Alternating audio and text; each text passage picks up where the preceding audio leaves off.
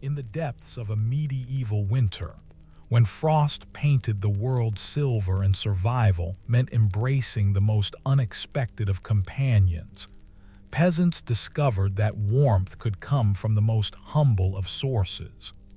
Hello, friends, and welcome to this evening's journey into the past. Let me take you back to a time when winter was not merely a season, but a test of endurance, creativity, and the will to survive.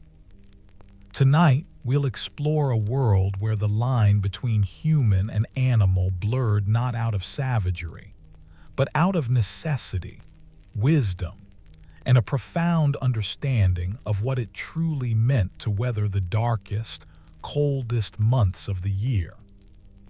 So settle in, pull your blankets close, and let us drift together into the medieval countryside, where snow falls softly on thatched roofs, and inside the humblest of dwellings, an ancient strategy for survival unfolds. Imagine, if you will, a small village nestled in the rolling hills of England, sometime in the 13th century. The year is drawing to a close, and the first serious snowfall has begun. It comes down in thick, heavy flakes that muffle sound and transform the familiar landscape into something both beautiful and treacherous. The Lord's Manor stands on the hill, its stone walls promising some measure of protection against the elements, smoke rising steadily from its multiple chimneys. But our story does not take place there, in that world of relative comfort and privilege. Instead, we descend to the lower slopes, to the collection of small, simple structures that house the peasant families who work the Lord's land and tend their own small plots. These are one-room dwellings primarily, built with whatever materials the land and the forest could provide. The walls are a combination of wood, stone, and wattle and daub, that ancient mixture of woven sticks plastered with mud, clay, and straw. The roofs are thatched with whatever reeds or straw could be gathered during the harvest months. There are gaps in these walls, places where the daubing has cracked or never quite filled in properly, and the thatching, while doing its best, is not impervious to the wind that searches out every weakness, every vulnerable point of entry. The floor is packed earth, sometimes covered with rushes that provide minimal insulation from the cold that rises up from the ground itself. There is a central hearth, but fuel is precious, so carefully hoarded that every piece of wood or dry dung must be considered, weighed against the long weeks and months that stretch ahead before spring might dare to show its face again. In one such dwelling lives a family we'll come to know well over the course of this long winter's tale. There is Thomas, a man of perhaps 30 years, though the hard life of a peasant farmer has weathered his face and bent his back in ways that might make him appear older. His hands are broad and calloused, permanently stained with the dirt of the fields he works from dawn until dusk during the growing season. His wife, Agnes, is a few years younger, a woman of quiet strength and endless resourcefulness, the kind of person who can make a meal from nearly nothing and find warmth in the coldest of circumstances. They have 3 children: Edmund, who is 9 and already working alongside his father in the fields; Mary, a girl of 6 with bright, curious eyes that miss nothing; and little John, just 3 years old, still clinging to his mother's skirts, but beginning to show the independence that will serve him well in the hard years ahead. And then there are the pigs, 2 of them to be precise, named in the practical way of peasants who cannot afford sentimentality but cannot help forming attachments nonetheless. The larger one, a sow, is called Maud, and her companion, a younger pig being fattened for the winter slaughter that may or may not come depending on how desperate things become, is called simply Grunter for the constant noise he makes.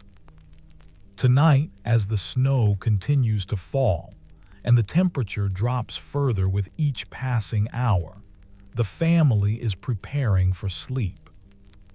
This is not the simple matter it might be in other times or other places.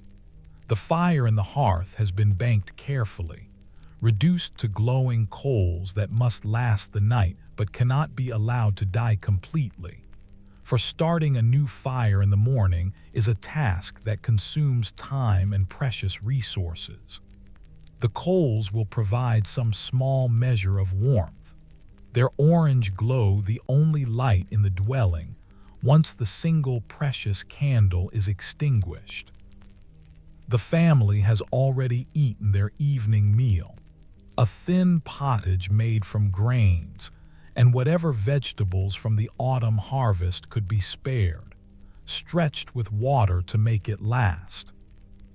Their stomachs are not full, but they are no longer completely empty, and this is as much as can be hoped for on a winter's night. Agnes moves about the small space with practiced efficiency, gathering the thin blankets and the piles of straw that will serve as their bedding. Thomas has already brought in additional armfuls of straw from the small shelter attached to the side of the dwelling where they keep their few animals during the worst weather. This straw will serve multiple purposes tonight. It will provide a layer of insulation between the family and the cold earth floor. It will be piled around and over them to trap what little body heat they can generate. And it will serve as bedding for Maud and Grunter, who are even now being guided into the dwelling proper, away from their usual corner of the shelter where the wind has been howling through with increasing ferocity. This practice, the bringing of the pigs into the living space for the night, is not unusual.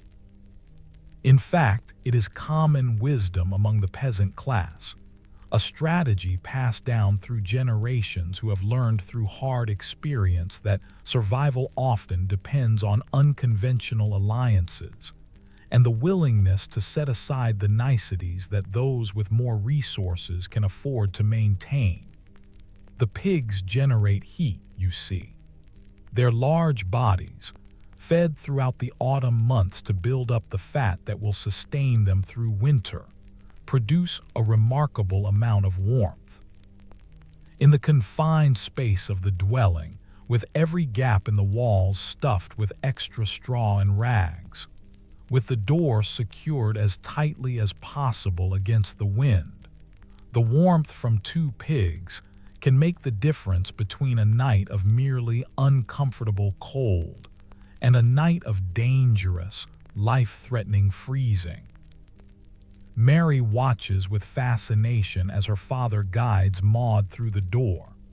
The sow is reluctant at first, suspicious of this change in routine, but Thomas speaks to her in a low, steady voice, the same voice he uses when he wants the ox to cooperate in the field, and eventually she waddles forward, her bulk filling much of the small space. Grunter follows more easily, excited by the prospect of new territory to explore, and he immediately begins nosing around the earthen floor, searching for any dropped crumbs from the evening meal. Agnes quickly spreads straw in the corner opposite the hearth, creating a thick bed for the pigs. This serves 2 purposes. It keeps the pigs in one general area, and it ensures that their droppings, which will inevitably come during the long night, will be contained to a space that can be cleaned out in the morning. The smell is already beginning to build, that particular scent of pig that is earthy and strong and impossible to ignore. But this, too, is something the family has grown accustomed to. In a life where survival takes precedence over comfort, one learns to tolerate many things that might seem intolerable to those living in different circumstances. Edmund helps his father secure the door, stuffing the gaps at the bottom with twisted rags and making sure the wooden bar is firmly in place. The wind is truly howling now, and they can hear it testing the roof, pushing against the walls, searching for any way to invade their small sanctuary. But the dwelling, for all its humble construction, has withstood many winters. The walls may not be stone, but they are thick enough and solid enough to hold against anything but the most catastrophic storm. The thatching may have thin spots, but it sheds the snow, and the steep pitch of the roof prevents too much weight from accumulating. This dwelling has been here for 3 generations, Thomas's grandfather having built it when he first married, and each generation has made small improvements, small repairs, adding to its strength and its ability to shelter those within. Now the family settles in for the night. Agnes has created a sleeping area near the hearth, but not too close, for even the banked coals can spark and catch the straw aflame, a disaster that has befallen more than one peasant family, and which everyone fears with a terror that goes beyond mere worry. She lays out the straw in a thick pad, then spreads the blankets they have over it.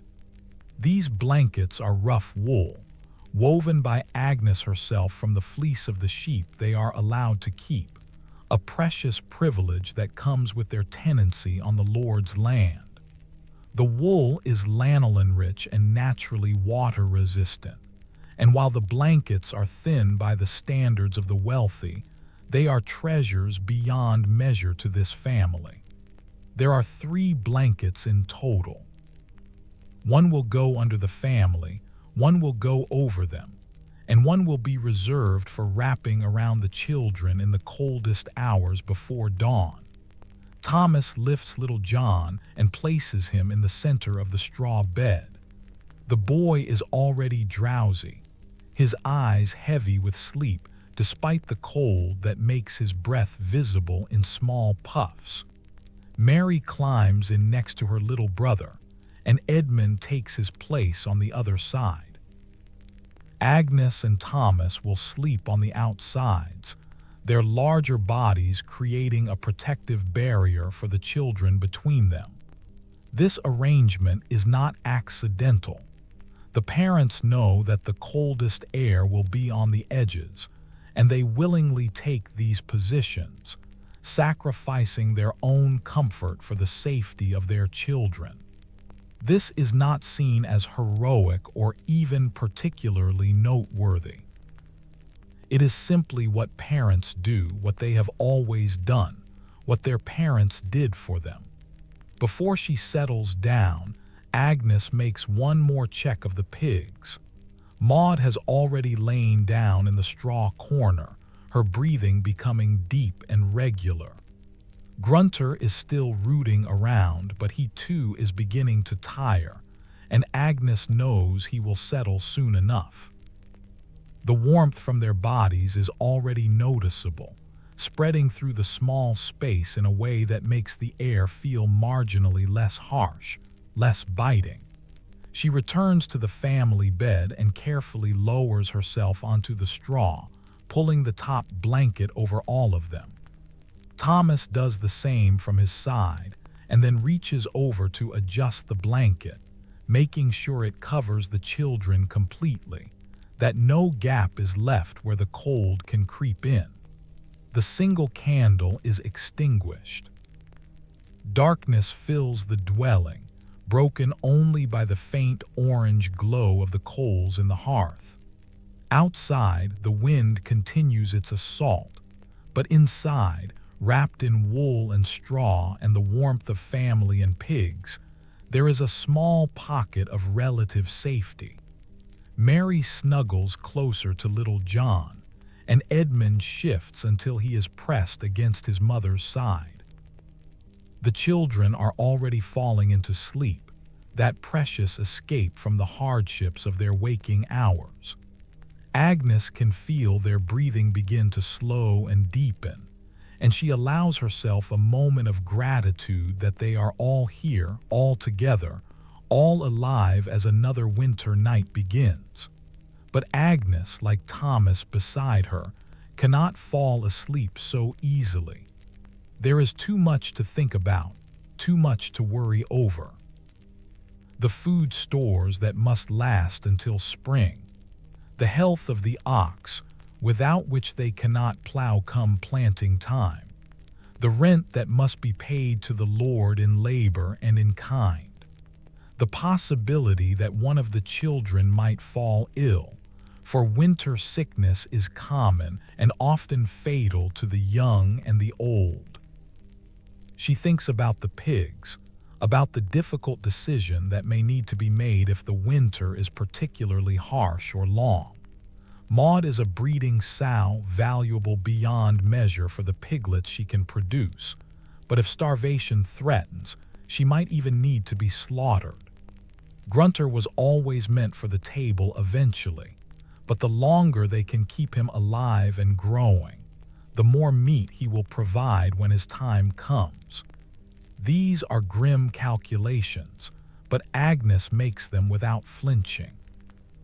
Sentimentality is a luxury she cannot afford. Thomas is thinking similar thoughts, but his mind also wanders to the work that will need to be done even in the depths of winter. The Lord's demands do not cease simply because the weather is harsh.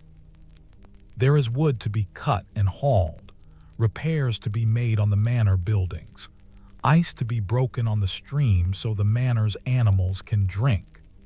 And there is always the hope that he might be able to do some small extra task, some service that might earn a few coins or some additional food for his family. The Lord is not a cruel man as lords go, but neither is he generous. He views his peasants as resources, necessary but not particularly valued beyond their utility. Thomas has lived his entire life under this arrangement, as did his father and grandfather before him, and he has learned to navigate it as best he can, to be neither so invisible that he is forgotten nor so noticeable that he draws unwanted attention. In the corner, Grunter finally settles down next to Maud, pressing his smaller body against her larger one. The sow grunts softly, a sound of contentment, and shifts slightly to accommodate him. The two pigs, in their own way, are also seeking warmth and comfort, also finding security in proximity. The straw beneath them rustles with their movements and then goes still.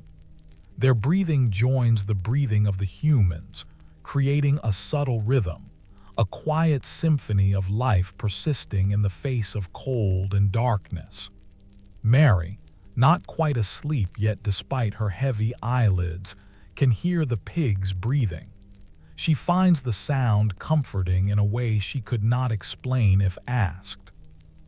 The pigs are familiar, part of her daily life.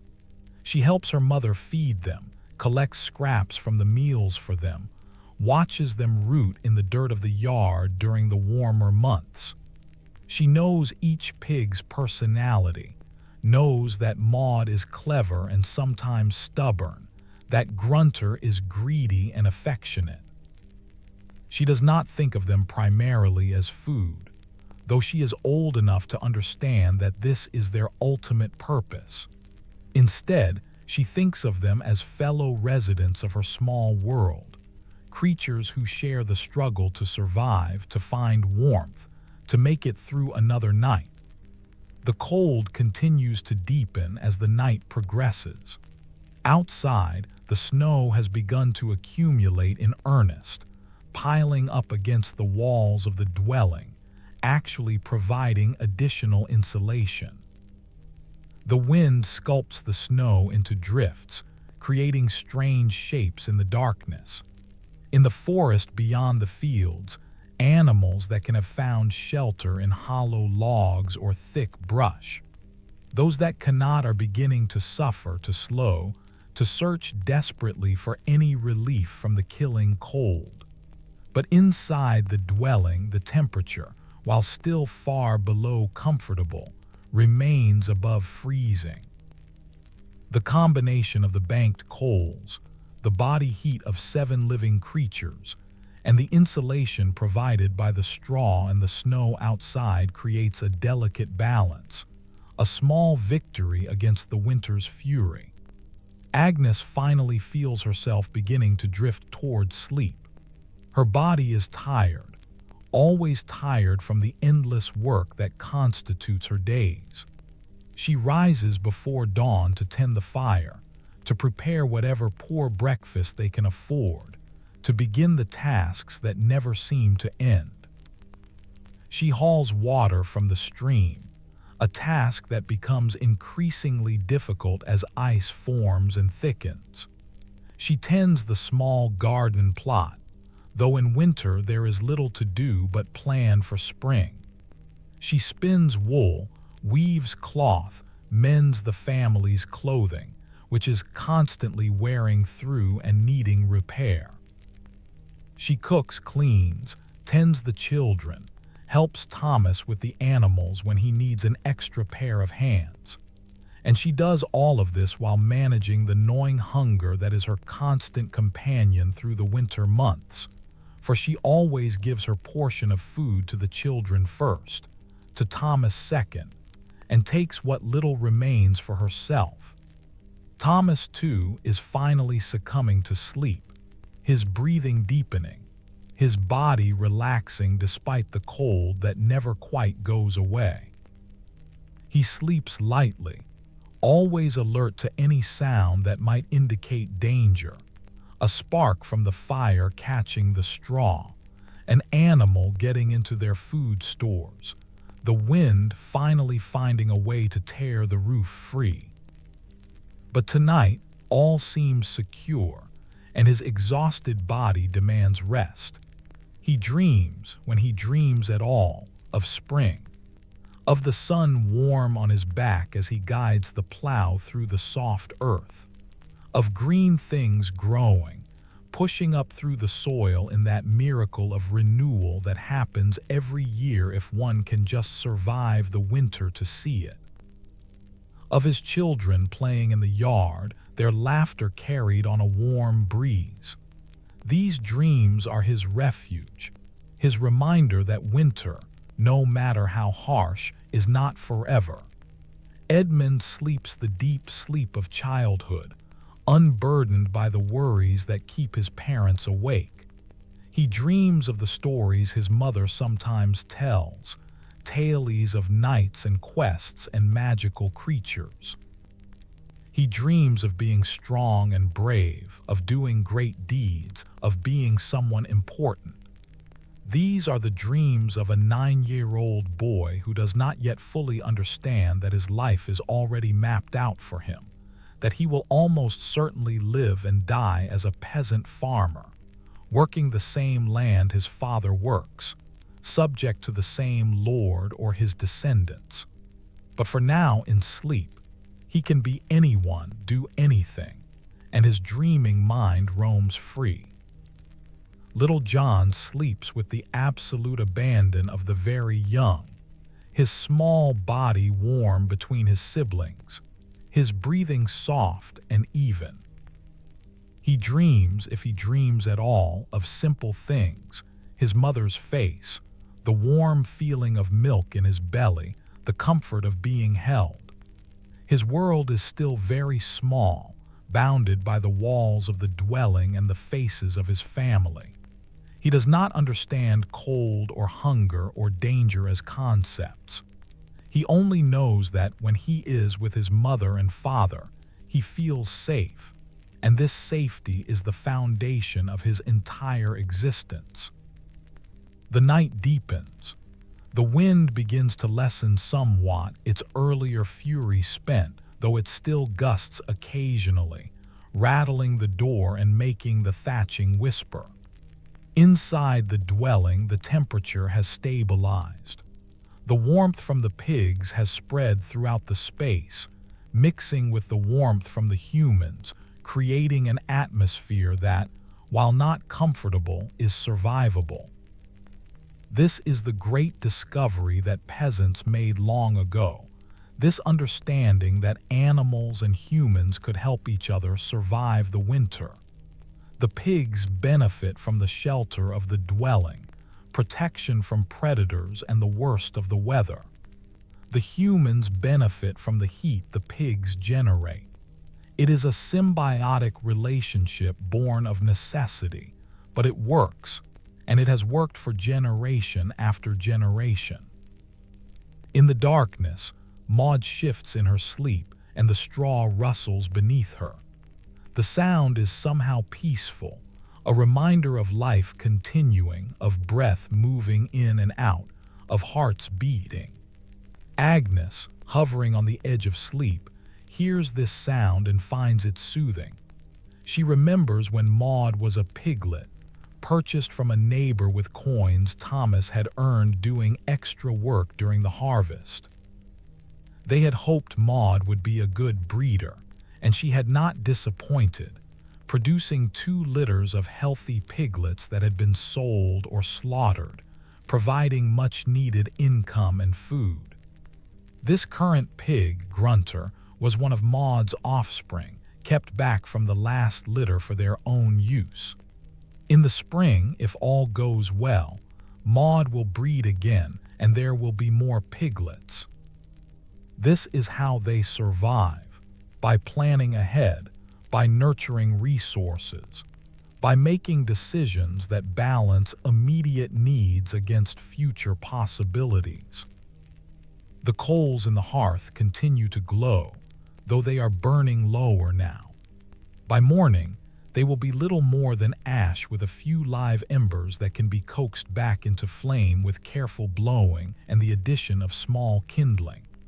Thomas will wake first, as he always does, and this will be his task, to resurrect the fire to begin another day. But for now, in the deep middle of the night, the coals do their job, providing just enough warmth to make the difference, just enough light to push back the absolute darkness. Mary has fully fallen asleep now, her dreams a mix of the day's events and childish fantasies. She dreams of helping her mother bake bread, though in her dream the bread is endless and they can eat as much as they want. She dreams of summer days playing by the stream with Edmund, catching tadpoles and making up stories about where they come from and where they go. She dreams of the baby pig that was born last spring, the runt of the litter that she was allowed to feed with a rag dipped in milk until it was strong enough to nurse from Maud properly. She had named it Flower, though everyone else called it by a more practical name, and she cried when it was sold to a family in the next village. These memories and fantasies blend together in her sleeping mind, creating a narrative that is both comforting and sad, as childhood often is. Outside, a fox makes its way through the snow, searching for any small creature it might catch. The fox is hungry, desperately hungry, for prey is scarce in winter, and the competition for what little exists is fierce. It passes close to the dwelling, pauses to sniff at the walls, smelling the pigs inside. For a moment it considers, but the structure is solid and the pigs are large, and the fox moves on, continuing its lonely hunt. In the barn on the Lord's manor, horses stamp and shift in their stalls, better fed and better sheltered than the peasants' animals, but still affected by the cold. Somewhere in the distance, A wolf howls, a sound that carries through the still winter air, lonely and wild and somehow beautiful despite the danger it represents. But inside the dwelling, these outside sounds are muffled, distant, unable to penetrate the small bubble of relative safety that the family has created. The night continues its slow passage, hour by hour, and the family sleeps on, wrapped in wool and straw, warmed by each other and by the two pigs that share their humble home. This is survival at its most basic, its most unglamorous. There are no heroes here, no grand gestures, no dramatic moments. There is only the quiet persistence of ordinary people doing what they must to see another dawn, another day, another season. Agnes dreams of her mother, who died 3 winters ago from a sickness that started as a cough and ended with her lungs filling with fluid. She dreams of her mother teaching her to spin, their hands working together, the rhythmic motion of the spindle, the feel of the wool fibers as they twisted into thread. Her mother had been a woman of few words but great wisdom, and Agnes carries that wisdom with her every day, applying it to the countless decisions she must make. When to plant, when to harvest, how to preserve food, how to treat minor illnesses, how to manage a household with almost no resources. All of this her mother taught her, and all of this she is now teaching Mary, preparing her daughter for the hard life that awaits her. Thomas dreams of his father, who lived to a respectable age for a peasant, nearly 50, before his heart simply gave out one day in the field. Thomas had been there, had seen his father clutch his chest and fall, had held him as he died. His father's last words were practical, as everything about him had been practical. Check the ox's hoof, it's been limping. Even in death, thinking of the work, of the survival of those left behind. Thomas tries to be the kind of father his own father was, steady, hardworking, doing everything possible to provide for his family without complaint or self-pity. It is not an easy standard to live up to, but he tries day after day, year after year. The children dream their children's dreams, innocent and sweet, and untouched by the harshness that their parents know all too well. They dream of play and laughter, of full bellies and warm days, of the simple joys that make childhood bearable even in difficult circumstances. And in their dreaming, they are protected, held in the embrace of sleep, temporarily free from the cold and the hunger and the uncertainty that constitute their waking reality. The hours move slowly in the depths of the winter night, each one marked only by the subtle changes in the quality of darkness, the slight shifts in temperature, the rhythm of breathing that fills the small dwelling. Around the time that monks in distant monasteries would be rising for their midnight prayers, little John stirs in his sleep, making a small sound of distress. Agnes is immediately alert, that particular sensitivity that mothers develop, allowing her to wake at the slightest indication that her child needs her. She reaches across Mary to touch John's forehead, checking for fever, that dreaded sign that sickness has taken hold. But his skin, while cool, is not hot, and she realizes he is simply cold, the chill having penetrated even the cocoon of blankets and bodies. Without waking Thomas, she carefully extracts herself from the bedding and retrieves the third blanket, the one they had been saving for the coldest hours. She wraps it around John, tucking it carefully around his small body, and then settles back into her place. John quiets immediately, snuggling deeper into the warmth, and Agnes allows herself to relax. She lies awake for a while longer, listening to the night sounds, the creak of the dwelling's timbers as they contract in the cold, the soft snoring of Maud, the rustle of straw as Grunter adjusts his position. These sounds are as familiar to her as her own heartbeat, the soundtrack of her existence. She thinks about the village, about the other families she knows are also huddled in their dwellings tonight, all employing similar strategies to survive. Old William, who lives alone now since his wife died and his children moved to other villages, he will be struggling the most. The village tries to look after him when they can, sharing food, helping with tasks that are too difficult for an aging man alone. But resources are limited, and everyone has their own family to worry about first. She makes a mental note to check on William when the snow stops, to bring him some of the thin gruel they make from grain and water, even though they can barely spare it. This is how the community survives, by helping each other when possible, by remembering that today's strong person might be tomorrow's vulnerable one, and that kindness given is often kindness returned when it is most needed.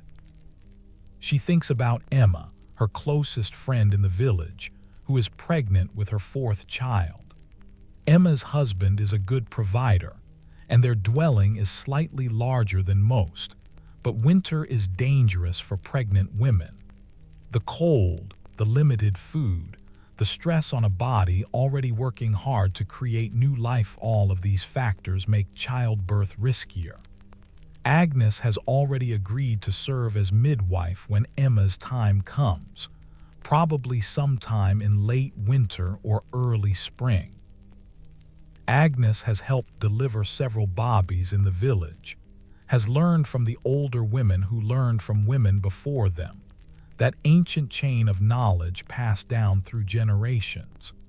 She has seen bobbies born healthy and strong, and she has seen bobbies born silent and blue, and she has held weeping mothers who must somehow find the strength to go on despite their grief.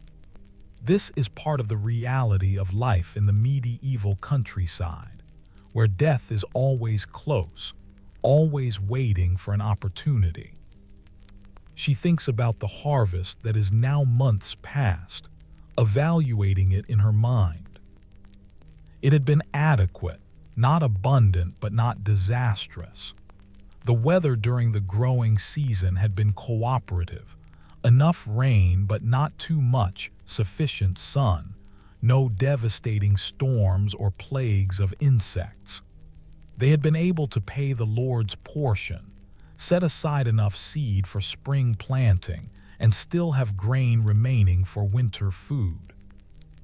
The vegetables from their small garden had been preserved as best as possible, onions and turnips stored in the cool area beneath the dwelling, cabbage fermented into sauerkraut, beans dried. Agnes is a master at making food last, at stretching every resource to its limit. She knows how to make a broth from bones that have already been boiled twice before, how to turn the toughest scraps of meat into something edible through long, slow cooking, and how to identify which wild plants can supplement their diet even in winter if one knows where to look. Thomas, still mostly asleep but drifting in that liminal space between waking and dreaming, is aware on some level of Agnes's movements, of her checking on John, of her settling back down. His body remains relaxed, but his mind is partially active, processing the events of the day and the concerns of the season. He thinks about the work that will need to be done tomorrow, assuming the storm has passed. The path to the stream will need to be cleared of snow so they can access water. The animals will need to be checked and fed. He will need to go to the Lord's estate to see what tasks are required of him. In winter, the Lord typically demands fewer days of labor service, but those demands do not cease entirely, and Thomas must be responsive, must show up when called, and must work diligently even in harsh conditions.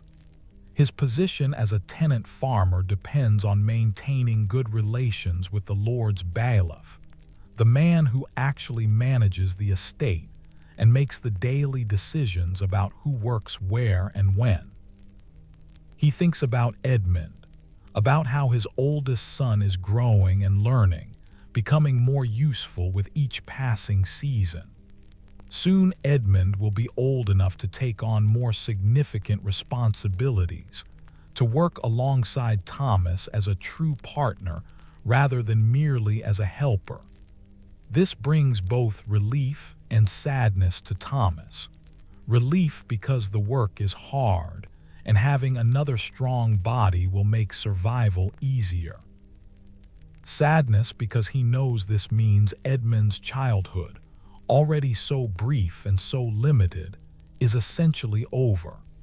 There will be no more time for play, no more moments of carefree exploration.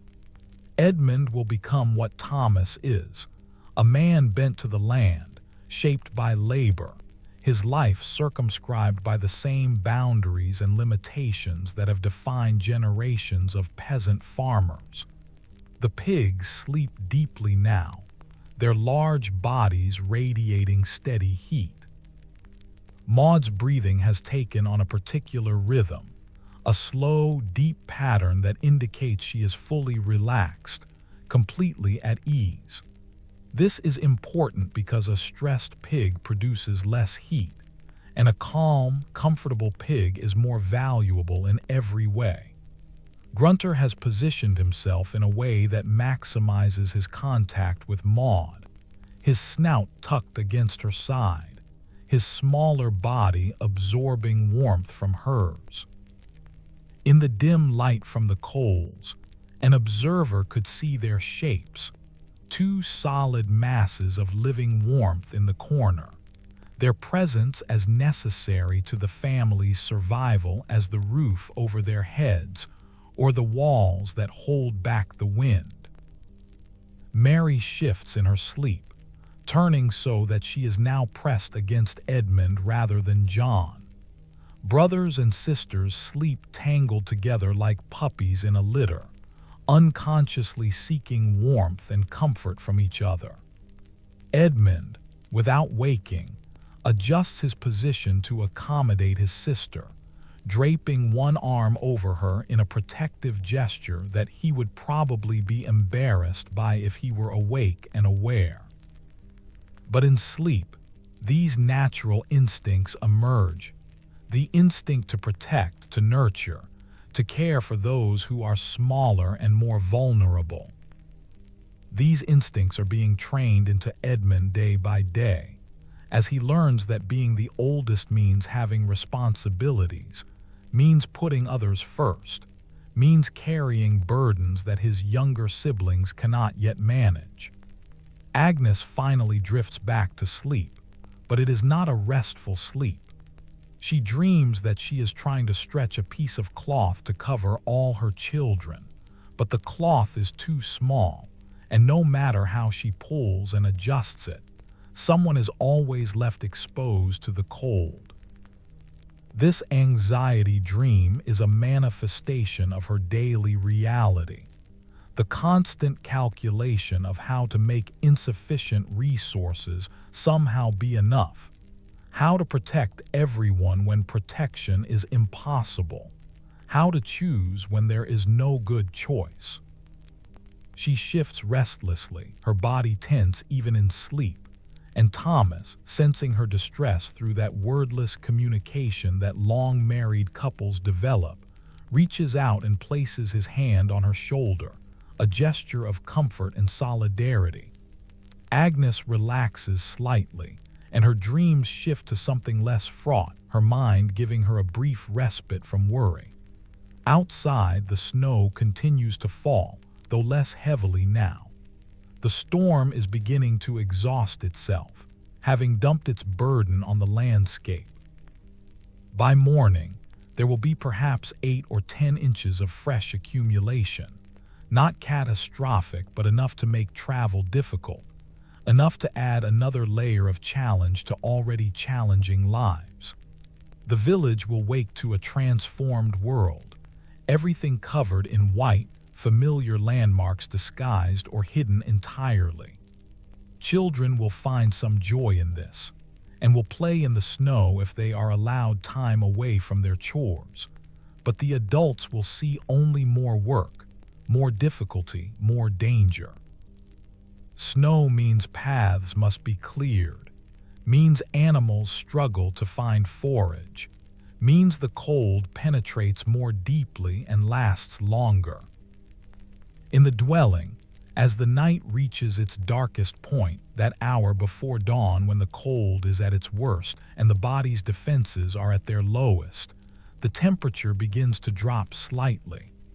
The coals in the hearth have burned down significantly, providing less heat than they did earlier. The family burrows deeper into the straw and blankets, unconsciously seeking more warmth. The pigs shift and adjust, their bodies also responding to the increased cold. But the strategy holds. The combination of shared body heat, insulation, and the warmth from Maud and Grunter keeps the interior of the dwelling above the life-threatening temperatures that rule outside.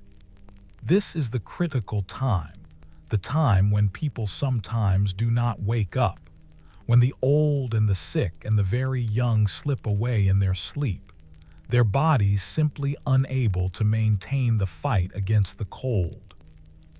But this family is healthy, is together, is using every tool and technique available to them, and they will survive this night as they have survived so many others. Thomas is the first to wake, as the faintest hint of gray begins to show around the edges of the door and through the small gaps in the walls. His internal clock, honed by years of rising before dawn, tells him it is time to begin another day. He lies still for a moment, reluctant to leave the relative warmth of the bedding, but necessity drives him. The fire must be revived, water must be obtained, the animals must be tended. He carefully extracts himself from the pile of family, trying not to disturb the others, and stands slowly, his joints stiff from the cold and from sleep. He can see his breath in the dim light, white puffs that dissipate quickly. He moves to the hearth and kneels before it, carefully pushing aside the layer of ash to expose the coals beneath. There are still a few live ones, glowing faintly orange, and he feels a surge of relief. Starting a fire from scratch using flint and steel is possible but time-consuming and frustrating, and he is glad to have these coals to work with. He reaches for the small pile of kindling kept near the hearth, choosing the finest, driest pieces. He arranges these carefully over the coals, then leans down and blows gently, steadily, feeding oxygen to the barely alive embers. The kindling begins to smoke, thin wisps that make his eyes water, and then suddenly a small flame appears, tentative at first but growing stronger as it catches and spreads. Thomas continues to blow, continues to feed small pieces of wood to the growing fire, nursing it along until it is strong enough to accept larger pieces. This process takes several minutes, requires patience and skill, and when it is finally done, when the fire is burning steadily, Thomas allows himself a moment of satisfaction. Another day has begun, and they have heat, and this is no small thing. The activity and the increasing light have woken Agnes, and she too extracts herself from the bedding, moving to join Thomas at the hearth. She extends her hands toward the flames, letting the warmth penetrate her cold fingers. Neither of them speaks yet. There is no need. They have performed this morning ritual together for so many years that words are unnecessary. Agnes reaches for the water pot, checking how much they have remaining. It is nearly empty, and she knows that one of the first tasks of the morning will be to fetch more from the stream. This is a task that becomes more difficult as winter progresses and ice forms, but it cannot be avoided. Water is life, necessary for drinking, for cooking, for the animals. Without it, survival is impossible. The children are beginning to stir now, roused by the sounds of their parents moving about, by the growing light, by the change in the atmosphere of the dwelling. Edmund sits up first, rubbing his eyes, his hair sticking up in all directions. Mary follows, yawning widely, and little John remains curled in the blankets, resisting wakefulness for as long as possible. In the corner, the pigs are also waking. Grunter is already on his feet, stretching in that way pigs do, extending his front legs and arching his back. Maud is slower to rise, taking her time, but eventually she too stands and shakes herself, bits of straw flying from her coat.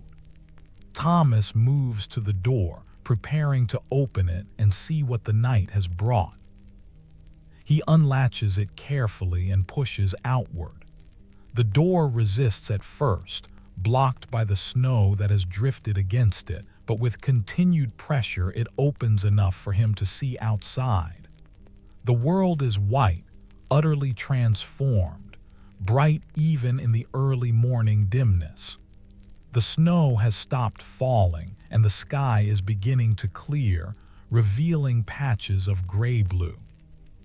The air that rushes into the dwelling is shockingly cold, and everyone recoils slightly from it. Thomas steps outside, sinking into snow that comes halfway up his shins. He surveys the scene, noting the depth of the accumulation, the size of the drifts, and the state of the path that leads to the rest of the village. It is passable, but it will require work to make it easily navigable. He turns back to the dwelling and calls Edmund. "Come, boy, we have work to do." Edmund, now 9 years old and well accustomed to being called upon to help, quickly extricates himself from the bedding and comes to the door. Thomas hands him a wooden shovel, a simple tool carved from a single piece of wood, and takes one for himself. Together, they begin the task of clearing a path from the door toward the stream and toward the village center. The work is hard and cold, and their breath comes in heavy clouds, but they persist, father and son working side by side, slowly creating a channel through the snow. This is how Edmund is learning to be a man, not through formal instruction, but through participation, through observation, through the daily practice of doing what must be done regardless of comfort or preference. Inside the dwelling, Agnes is preparing the morning meal. This will be simple, as all their meals are simple during winter. She takes a small measure of grain from their stores, careful to use no more than absolutely necessary, for the stores must last weeks and possibly months more. She adds water to the pot, hangs it over the fire to heat, and then adds the grain, stirring it slowly as it begins to soften and swell. This porridge, thin and plain, will be their breakfast. There is no milk to add to it, no honey to sweeten it, no butter to enrich it. There is only the grain and the water and the fire that transforms these basic elements into something that can sustain life for a few more hours. Mary has taken on the task of tending to little John, helping him to wake fully, assisting him with his simple morning routine. At 6 years old, Mary is already acting as a small mother, already learning the skills she will need when she has children of her own. She speaks to John in a soft, patient voice, the same voice her mother uses with her, and John responds, trusting his sister completely. This bond between siblings is one of the stabilizing forces in their lives. They may not have much, but they have each other, and this connection provides emotional warmth even when physical warmth is scarce. The pigs need to be let out to relieve themselves, and Agnes opens the door slightly to allow them to exit. Maud waddles out into the snow, looking distinctly unhappy about the cold but understanding the necessity. Grunter follows, and they both move to an area slightly away from the dwelling to do their business. They will not go far. The cold and the deep snow discourage wandering, and they will return quickly, seeking the shelter and relative warmth of the dwelling. Agnes watches them for a moment, making sure they are managing in the snow, and then closes the door against the cold air that is rushing in. She turns her attention back to the porridge, which is now ready. She has 5 wooden bowls, each one carved by Thomas during the long winter evenings when there is nothing else to do but sit by the fire and work with his hands.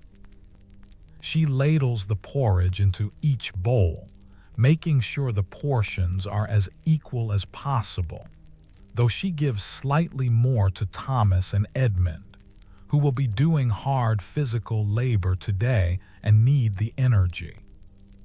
She gives slightly less to herself, as she always does, the eternal sacrifice of mothers throughout history. The family gathers around the small rough table, really just a board laid across 2 supports, and they eat their breakfast in relative silence. The porridge is hot and filling, if not particularly flavorful, and they are grateful for it. They do not pray before eating, for formal religious observance is something that happens in church on Sundays, not in the daily routine of home. But there is a sense of gratitude nonetheless, an acknowledgement that they have food when many do not, that they are together when families are sometimes torn apart by death or economic necessity. Thomas and Edmund finish their bowls quickly and return to the work of clearing the path. Agnes feeds little John, who is still half asleep and eating slowly, and Mary finishes her portion and immediately begins helping her mother with the cleaning up, carrying the bowls to the corner where they will be washed later with water that is too precious to waste on cleaning until absolutely necessary. The pigs scratch at the door, wanting back inside, and Agnes lets them in. They shake the snow from their bodies and return to their corner, settling back into the straw with evident relief. As the morning progresses and more light fills the dwelling, Agnes can see the state of things more clearly. The floor is littered with straw, some of it soiled by the pigs during the night. This will need to be cleaned up, the soiled straw removed and replaced with fresh. The blankets will need to be shaken out and aired if the weather permits. The water pot needs to be refilled. There are always endless tasks, an unceasing cycle of work that must be done to maintain even this basic level of existence. But Agnes does not complain, does not even think of complaining. This is her life, the only life she has ever known, and she approaches it with a kind of stoic determination that is both admirable and heartbreaking. She bundles up as warmly as she can, wrapping a shawl around her shoulders and head, and takes the water pot in hand. She tells Mary that she is going to the stream and will return shortly. Mary nods, understanding that she is now in charge of watching John, and Agnes steps out into the cold morning. The path that Thomas and Edmund have cleared makes the journey easier than it would have been otherwise, but it is still difficult. The snow is deep, the cold is intense, and the stream, when she reaches it, is partially frozen. She has to use a stick to break through the thin ice at the edge before she can lower the pot and fill it.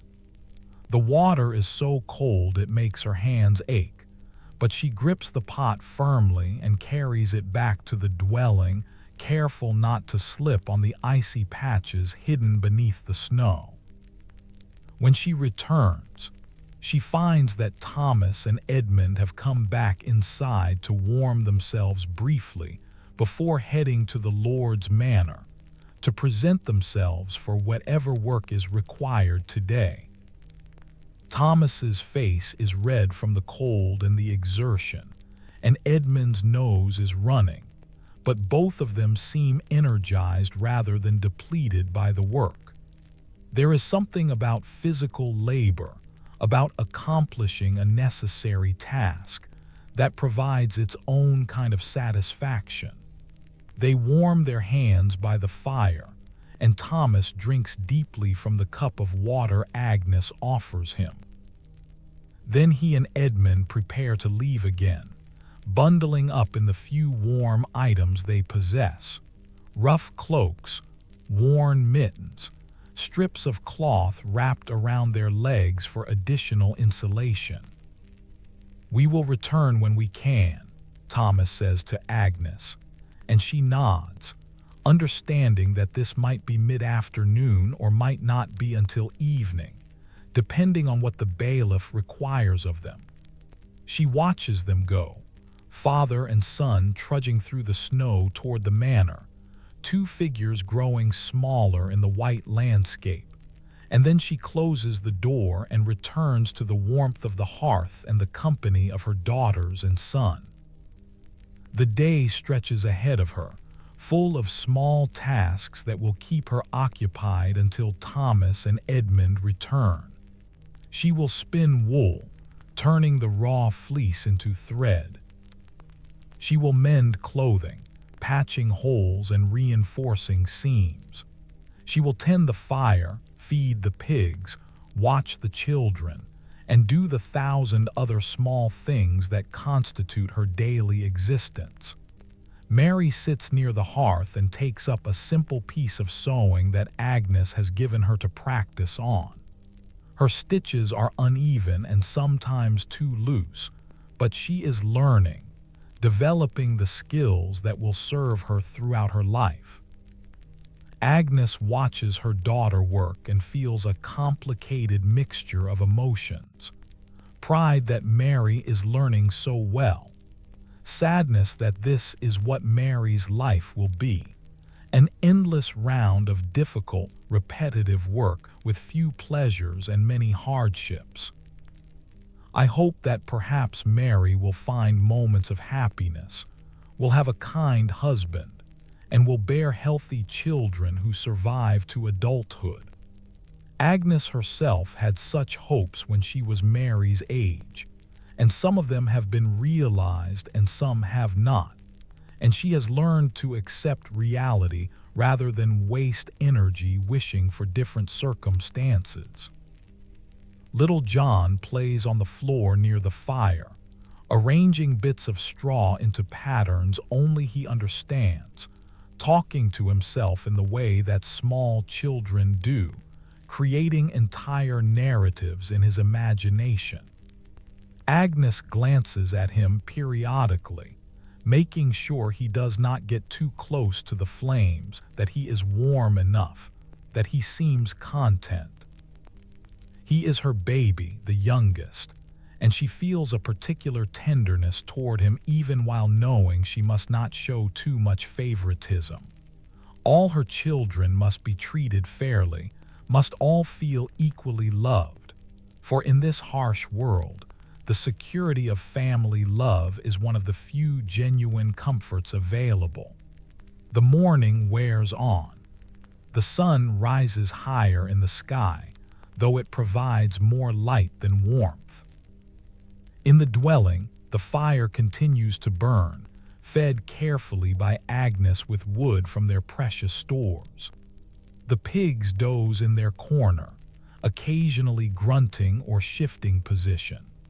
The dwelling is filled with the ordinary sounds of life: the crackle of the fire, the rustle of straw, Mary's quiet humming as she sews, John's chatter, the distant sound of other villagers going about their business outside. It is not comfortable, not by any stretch of the imagination, but it is manageable, survivable, and for a medieval peasant family in the depths of winter, this is as much as can be reasonably hoped for. Agnes thinks about the night just past, about how the pigs kept them warm, about how they all survived together in their small shelter. She thinks about how this strategy has been passed down through generations, this knowledge that animals and humans can help each other, can create between them a warmth that neither could create alone. It is not romantic or idealistic. It is practical and necessary, but there is something profound in it nonetheless, something that speaks to the interconnectedness of all life, to the ways that survival often depends on cooperation and mutual benefit rather than on dominance or isolation. She thinks about spring, which seems impossibly far away but which will come eventually, as it always does. She thinks about the day when the snow will melt, when green shoots will appear in the garden, when the air will lose its biting edge and take on a softer quality. She thinks about letting the pigs out to forage, about watching Maud root happily in the soft earth, about the piglets that might be born if all goes well. These thoughts sustain her, giving her something to look forward to, a reason to persist through the difficult present. Mary looks up from her sewing and catches her mother's eye. They smile at each other, a moment of connection that needs no words. In that smile is acknowledgement of their shared experience, their shared burden, their shared determination to endure. Mary is learning not just to sew, but to be strong, to be resilient, to find joy in small moments even when life is hard. These are the most important lessons Agnes can teach her, more important even than the practical skills of spinning and cooking and managing a household. The day continues its slow progression toward afternoon. Outside, the world remains cold and white, beautiful in a stark, unforgiving way. Inside the dwelling, life continues in its small, persistent way. The fire burns. The children grow. The pigs sleep. Agnes works. And somewhere in the village or at the manor, Thomas and Edmund labor, doing what must be done, fulfilling their obligations, ensuring that the family maintains its position and its rights. This is the rhythm of medieval peasant life, unchanging and unchangeable, passed down through generations and likely to continue for generations more. It is not the stuff of songs or legends. It is simply life, in all its difficulty and all its stubborn, persistent beauty. The afternoon brings a shift in the weather. The clouds that had covered the sky during the storm began to break apart, revealing patches of pale blue between them. Sunlight falls across the snow-covered landscape, making it sparkle with an almost painful brightness. Inside the dwelling, this increased light penetrates through the small gaps and openings, creating thin beams that slice through the interior dimness. Agnes pauses in her spinning to look at these beams, watching the dust motes dance within them, tiny particles caught in the light, each one following its own invisible currents and patterns. There is something almost magical about this, about the way ordinary things become visible when illuminated just right, and she allows herself a moment to simply observe, to be present in this small wonder before returning to the endless work. Mary has finished the piece of sewing her mother gave her and brings it over for inspection. Agnes examines the stitches carefully, noting where they are too loose, where the thread has twisted, where Mary has done particularly well. She praises her daughter for the good work and gently shows her how to improve the areas that need attention. This is how skills are passed down, through patient instruction, through the demonstration of technique, through the correction of mistakes in a way that encourages rather than discourages. Agnes remembers learning these same skills from her own mother, remembers the feel of her mother's hand guiding hers, remembers the pride she felt when she finally mastered a particularly difficult stitch. Now she is the teacher, and Mary is the student, and someday Mary will teach these skills to her own daughter, and the chain will continue, linking past and future through the simple act of thread passing through cloth. Little John has grown tired of his solitary play and comes to his mother, climbing into her lap and pressing his face against her chest. He is seeking comfort, seeking the particular kind of security that only a mother can provide. Agnes sets aside her spinning and wraps her arms around him, holding him close, feeling the warmth of his small body, the trust he has in her. She rocks him gently, humming a tune that has no name, a melody that is part lullaby, part work song, something she absorbed from the culture around her and now reproduces without conscious thought. John relaxes in her embrace, his breathing slowing, his body going heavy as he drifts toward sleep. Agnes continues to hold him, continues to rock and hum, even though there are tasks she should be doing, because sometimes the most important work is simply to love, to comfort, to provide the emotional sustenance that is as necessary as bread or water. Mary watches her mother and brother, and something in her chest tightens with a feeling she cannot quite name. It is not jealousy, exactly, though there is an element of wanting that maternal attention for herself. It is more a recognition of connection, of the bonds that tie them all together, of the fierce love that exists in this family despite all the hardships they face. She returns to her corner and takes up her sewing again, working more carefully now, trying to make each stitch perfect, wanting to please her mother, wanting to be worthy of the care and attention that has been lavished on her throughout her young life. Outside, Thomas and Edmund are working at the manor, helping to clear snow from the paths and courtyard. The bailiff, a stern man named Robert who takes his responsibilities seriously, directs the work with sharp commands and little patience for slowness or error.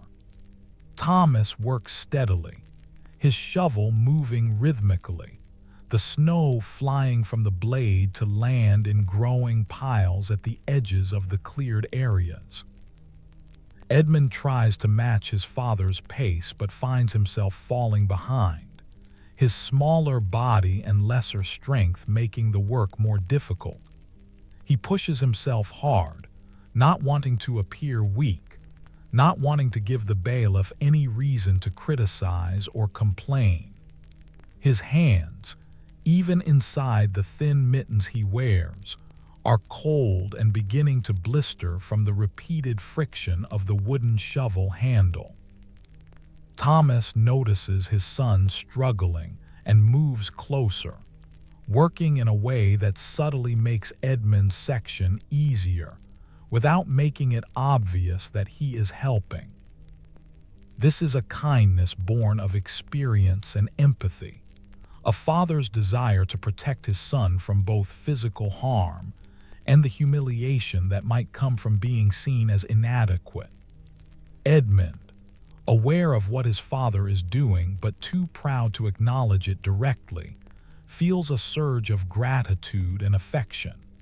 He redoubles his efforts, and together they make good progress, clearing a wide path that will allow the Lord's household to move more easily about their daily business. The manor itself is a substantial structure of stone and timber, far more imposing and weatherproof than the peasants' dwellings. Smoke rises from multiple chimneys, indicating fires burning in several rooms. Through the windows, glimpses of a different kind of life can be seen: tapestries on walls, servants moving about with purpose, the flash of fine clothing. This is a world that Thomas and Edmund can observe but never truly enter. They are permitted here only as workers, only to fulfill the labor obligations that come with their tenancy. They are not guests, not equals, not even really individuals in the eyes of the manor's inhabitants. They are simply peasants, interchangeable and largely invisible except when their labor is needed. At midday, the workers are given a brief rest and a small meal. The manor provides this as a matter of custom and practicality. Hungry workers are less productive workers, and so there is bread and weak ale distributed to those who have been laboring. The bread is coarse and heavy, made from the inferior grain that is allocated for workers and animals, but it is food, and Thomas and Edmund eat it gratefully. The ale is mostly water with just enough fermented grain to make it safer to drink than untreated stream water, and they drink deeply, their bodies craving liquid after the cold, dry work. They sit on a low wall, their backs to the wind, and eat in silence, too tired for conversation, simply focusing on refueling their bodies for the work that still remains. Edmund looks at the other workers gathered here, recognizing most of them from the village. There is Robert the blacksmith's son, a boy a few years older than Edmund, and Peter from the neighboring farm, and old Jack who must be 60 if he's a day but still works because there is no other choice, no retirement or rest for those who depend on their labor for survival.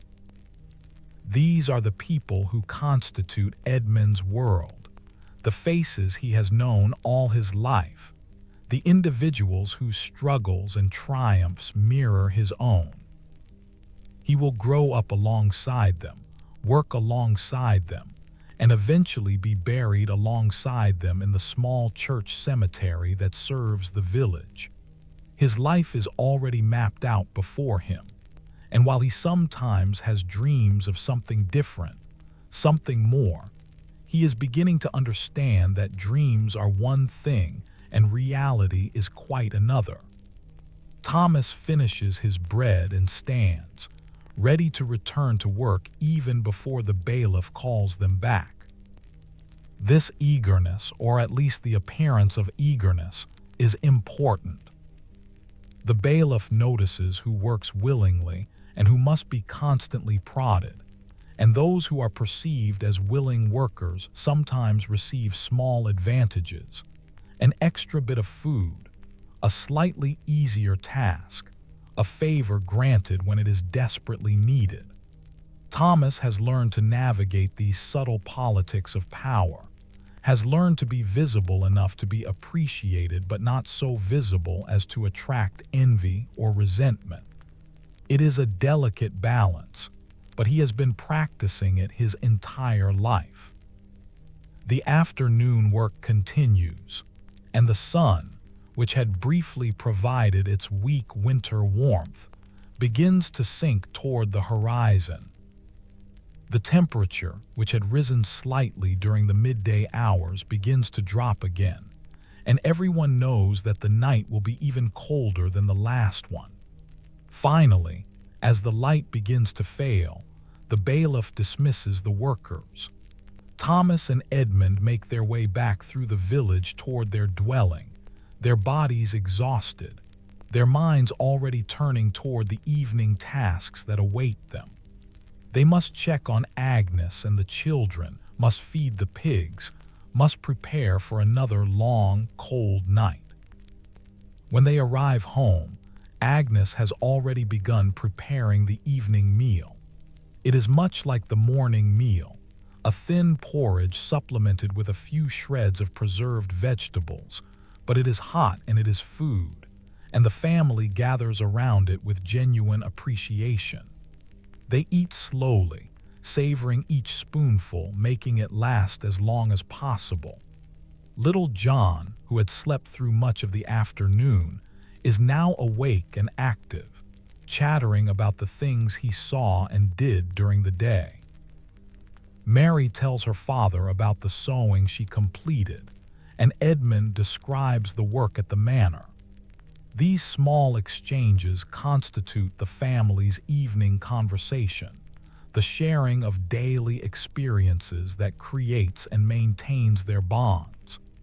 After the meal is finished and the bowls are set aside, there is a brief period of relative leisure before the family must prepare for bed. Thomas sits by the fire and works on carving a new wooden spoon, for their existing spoons are wearing thin, and one has already cracked. His hands move with practiced skill, the knife removing small curls of wood, gradually revealing the shape hidden within the rough block he started with. Edmund watches his father work, learning through observation, understanding that this skill too is part of what he must master to be a successful peasant farmer. Agnes sits nearby, her spindle in hand, the wool twisting into thread with hypnotic regularity. Mary plays a simple game with John, using pebbles and sticks to create patterns on the floor. The pigs, already settled in their corner, grunt softly, contentedly, their bellies full from the scraps and grain Agnes has given them. This is family time, brief and precious, a moment of relative peace before the long night ahead. The fire crackles and pops, throwing dancing shadows on the walls. The wind outside has picked up again, but inside the dwelling, protected by walls and roof and the presence of each other, the family feels a measure of security. They are not comfortable, not by modern standards, but they are together, they are surviving. And in the context of their lives, this is enough. This is, in fact, more than enough. This is something to be grateful for, something to treasure and protect. As the evening deepens and the darkness outside becomes complete, Agnes begins the process of preparing for sleep. She brings in fresh straw for the pig's corner, removing the soiled straw and setting it aside to be disposed of in the morning. She checks the children's clothing, making sure nothing needs immediate repair. She banks the fire, carefully arranging the wood so that it will burn low and slow through the night, providing heat but not consuming so much fuel that their stores will be depleted too quickly. Thomas helps with these preparations, bringing in the straw, securing the door, checking the walls for any new gaps where cold air might penetrate. The sleeping arrangements are made in the same way as the night before, with the parents on the outside and the children nestled between them. The blankets are spread, the straw is arranged, and one by one the family members settle into position. The pigs are already asleep, having been fed and settled earlier. The dwelling grows quiet. The only sounds are the crackle of the fire, the whisper of breathing, the occasional rustle of straw as someone shifts position. But tonight, before sleep claims them all, Thomas speaks into the darkness, his voice low and thoughtful. "We did well today," he says. "The work is done, the family is fed, and we are warm enough. We are blessed." Agnes murmurs agreement, her hand finding him in the darkness and giving it a brief squeeze. Edmund, still awake and listening, feels a sense of pride that he was part of that work, that he contributed to the family's survival. Mary and John, already mostly asleep, breathe softly, their small bodies relaxed and trusting. And in this moment, in this small dwelling on a cold winter's night, there is a sense of completion, of wholeness, of a family functioning as it should, each member supporting the others, all bound together by necessity and by love. The night deepens and the cold intensifies, but inside the dwelling the strategy continues to work. The pigs radiate their steady heat, the family shares their warmth, the fire burns low but does not die. This second night is in many ways identical to the first, the same cold, the same darkness, the same small victories against the winter's assault. But it is also different because survival is never guaranteed, never automatic. Each night that they make it through is a separate achievement, a separate triumph over the forces that would destroy them. And each morning that they wake to see another dawn is a gift, an opportunity to continue to persist, to live one more day in this hard, beautiful, unforgiving world. Agnes dreams again, but tonight her dreams are gentler. She dreams of summer, of warm breezes and green fields, of her children playing in the sunshine, their laughter bright and free. She dreams of plenty, of a table laden with food, of everyone eating until they are full and satisfied. These are fantasy dreams, dreams that bear little resemblance to her actual life, but they provide comfort nonetheless. They remind her that there is more to existence than cold and hunger and endless work. They remind her of hope, that most essential and most dangerous of human emotions. I hope that next summer will be better than the last. I hope that her children will survive to adulthood. Hope that life, despite all its difficulties, is worth living.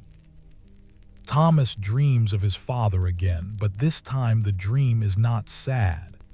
His father is young in this dream, strong and vital, and he is teaching Thomas something important, though Thomas cannot quite grasp what it is. They are working together in a field, the sun warm on their backs, and there is a sense of purpose and connection that fills Thomas with contentment. When he wakes briefly in the deep night, the dream still vivid in his mind, he feels the presence of all those who came before him, all the ancestors who survived their own winters, their own hardships, passing down the knowledge and the strength that now sustains him and his family. Edmund sleeps deeply, his young body recovering from the day's hard labor. He dreams of being strong, of being a man respected in the village, of being like his father but somehow more. These are the dreams of youth, optimistic despite the realities pressing in from all sides. In sleep, Edmund can be anyone, can do anything, and his dreaming mind explores possibilities that his waking life will likely never offer. But these dreams are important. They keep alive a spark of imagination, of aspiration that makes the daily grind bearable. Mary and John sleep peacefully, their dreams simple and innocent. Mary dreams of a beautiful dress, something she saw once on a lady visiting the manor, all flowing fabric and bright colors.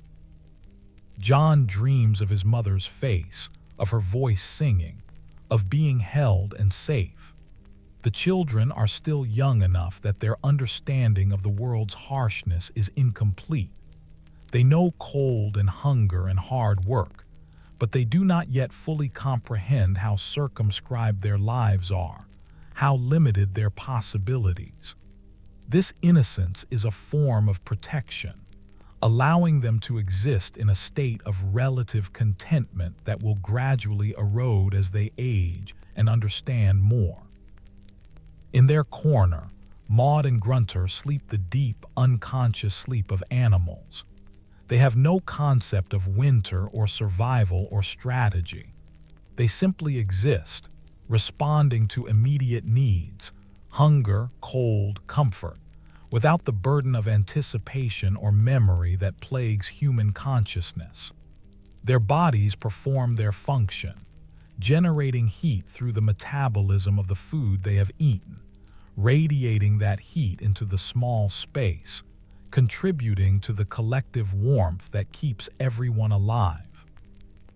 In this sense, they are equal partners in survival, their contribution no less vital than that of any human member of the household. The hours pass in darkness and cold, but the dwelling holds. The walls, for all their humble construction, keep out the worst of the wind. The roof, though not perfect, sheds the snow and prevents it from collapsing under the weight. The door, carefully secured, remains closed against the night. And inside, life persists, breath by breath, heartbeat by heartbeat, the family and their pigs together in their small island of relative warmth surrounded by a vast ocean of killing cold. Around the village, in other dwellings, similar scenes are playing out. Other families huddle together, other fires burn low, other animals share their warmth with grateful humans. Old William, in his solitary dwelling, struggles more than most, for he has no family to share warmth with, only a single scrawny chicken that he cannot bear to kill even though it provides little in the way of heat or food. But he survives, wrapped in every piece of cloth he owns, the fire kept burning despite the cost, his old body stubbornly refusing to give in to the cold. Emma, heavily pregnant, sleeps fitfully beside her husband, her body working hard to sustain both herself and the child growing within her. Her other 3 children are piled around them, a tangle of arms and legs and shared warmth. Throughout the village, the strategy of shared body heat, of bringing animals inside, of banking fires and stuffing gaps and huddling together is employed again and again, each family using variations of the same basic techniques passed down through countless generations. In the manor house on the hill, life is very different. The Lord and his family sleep in proper beds with actual mattresses stuffed with feathers. They have multiple blankets, some made of fine wool, others lined with fur. Their fires burn higher and hotter, fed by servants who are paid to maintain them through the night. They are still cold. No one is truly warm in a medieval winter, but their cold is an inconvenience rather than a threat to life. They have never slept beside a pig for warmth, and if they even know that their peasants do so, they likely view it as simply more evidence of the fundamental difference between the classes, the separation between those who rule and those who labor. But in the peasant dwelling where our family sleeps, there is no thought of class or injustice or the inequality of circumstances. There is only the immediate reality of survival, the practical management of resources, the determination to see another dawn. Agnes, drifting in and out of sleep, thinks about the day ahead, about the tasks that will need to be done, about the endless cycle of work that constitutes her existence. But she does not think of it with bitterness or resentment. This is simply her life, the only life available to her, and she approaches it with a kind of pragmatic acceptance that is perhaps the highest form of wisdom. Thomas, also hovering on the edge of sleep, thinks about Edmund, about how the boy is growing into a man, about the responsibilities he will soon take on. He thinks about Mary, about finding her a good match when the time comes, someone who will treat her well and provide for her. He thinks about little John, about keeping him healthy and safe through these dangerous early years. These thoughts, these concerns, these plans for the future are what drive Thomas, what give meaning to his labor. He does not work for himself. His own life is largely predetermined and unchangeable. He works for his children, for their survival, for the hope that they will have lives at least as good as his own, and perhaps, if fortune smiles, marginally better. The coldest hour approaches, that time just before dawn when the night's chill reaches its peak. The fire has burned very low, just a few glowing coals remaining. The temperature in the dwelling has dropped as much as it will, hovering at that critical threshold where life can continue, but where any additional drop might prove catastrophic. This is the dangerous time, the testing time, but the strategy holds. The combined body heat of 5 humans and 2 pigs, concentrated in the small space, insulated by walls and roof and snow and straw, is enough. Not comfortable, not pleasant, but enough. Survival is not about comfort. It is about existing from one moment to the next, about maintaining the basic functions of life, about refusing to surrender to the forces of destruction. And then, imperceptibly at first, the quality of the darkness begins to change. The absolute black begins to soften to deep gray. The coldest hour passes, and with its passing comes the promise, however distant, of daylight and relative warmth. Thomas stirs first, as he always does, his body's internal clock telling him it is time to rise, time to begin another day. He lies still for a moment, gathering his strength, preparing himself for the shock of leaving the warmth of the bedding. Then he slowly, carefully extracts himself and moves to the hearth to revive the fire. The routine begins again, the careful blowing on coals, the addition of kindling, the gradual building of flame. Another night has passed. Another day begins, and the family, together with their pigs, has survived to see it. Agnes wakes and joins him at the fire, and they stand together in the growing light, warming their hands, not speaking but drawing strength from each other's presence. The children begin to stir, and in the corner the pigs shift and grunt, preparing for another day. Outside, the village is waking. Smoke begins to rise from other dwellings, the community emerging from the long night to face whatever challenges the day will bring. This is life in medieval winter, unglamorous and harsh, but also beautiful in its simplicity, in the clarity of purpose it demands. Survival is the goal, and everything else is secondary. The relationship between the family and their pigs, this unlikely partnership born of necessity, is emblematic of a larger truth about human existence, that we are all connected, all dependent on each other and on the natural world, all struggling together to persist in the face of forces that would overwhelm us if we faced them alone. The peasants who brought their pigs inside for warmth understood this at a deep, instinctive level. They understood that dignity and survival are sometimes at odds, and that survival must take precedence.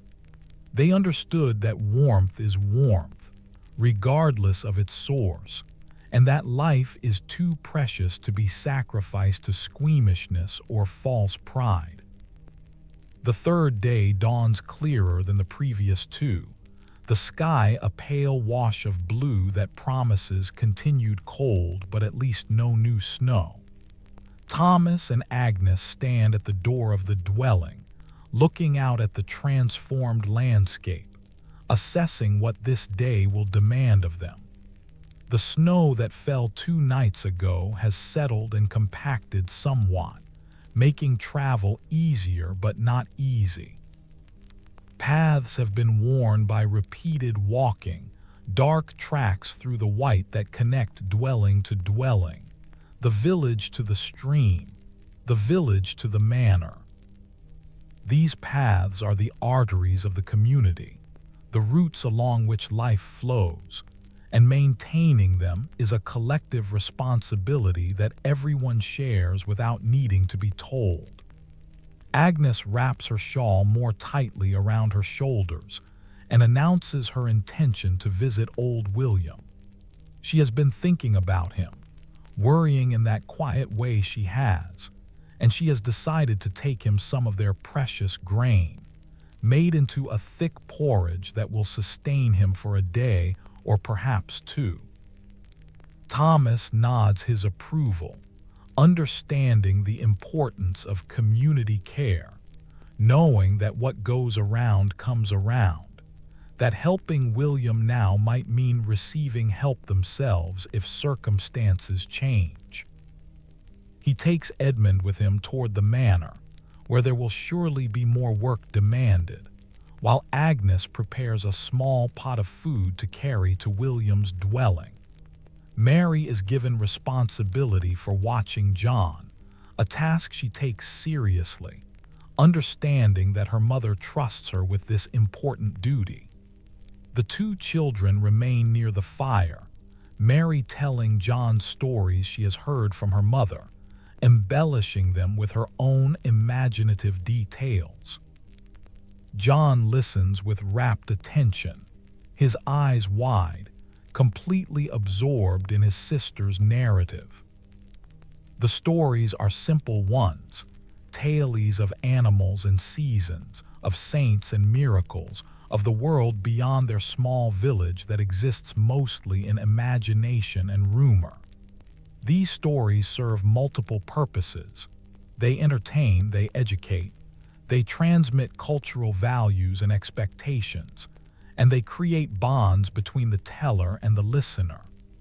Agnes makes her way through the village, following the worn paths, greeting the few people she encounters with brief nods and words. Everyone is conserving energy, moving with purpose, not lingering in conversation. The cold discourages casual socializing, reduces human interaction to its essential elements. When she reaches William's dwelling, she calls out before entering, giving him warning of her approach. The door opens, and William's weathered face appears, breaking into a surprised smile when he sees Agnes and the pot she carries. His dwelling is even colder than her own, for he has no pigs to share their warmth, no children whose bodies generate heat. The fire burns low, conserving fuel, and William is wrapped in layers of tattered cloth that make him look even more ancient and fragile than he is. Agnes enters and immediately begins to build up his fire, using some of his carefully hoarded wood, ignoring his protests that he must make it last. She serves him the porridge while it is still hot, and he eats it slowly, savoring each spoonful, his hands trembling slightly as he holds the bowl. They talk little, for William tires easily and Agnes has much to do, but the quality of the silence between them is comfortable, companionable.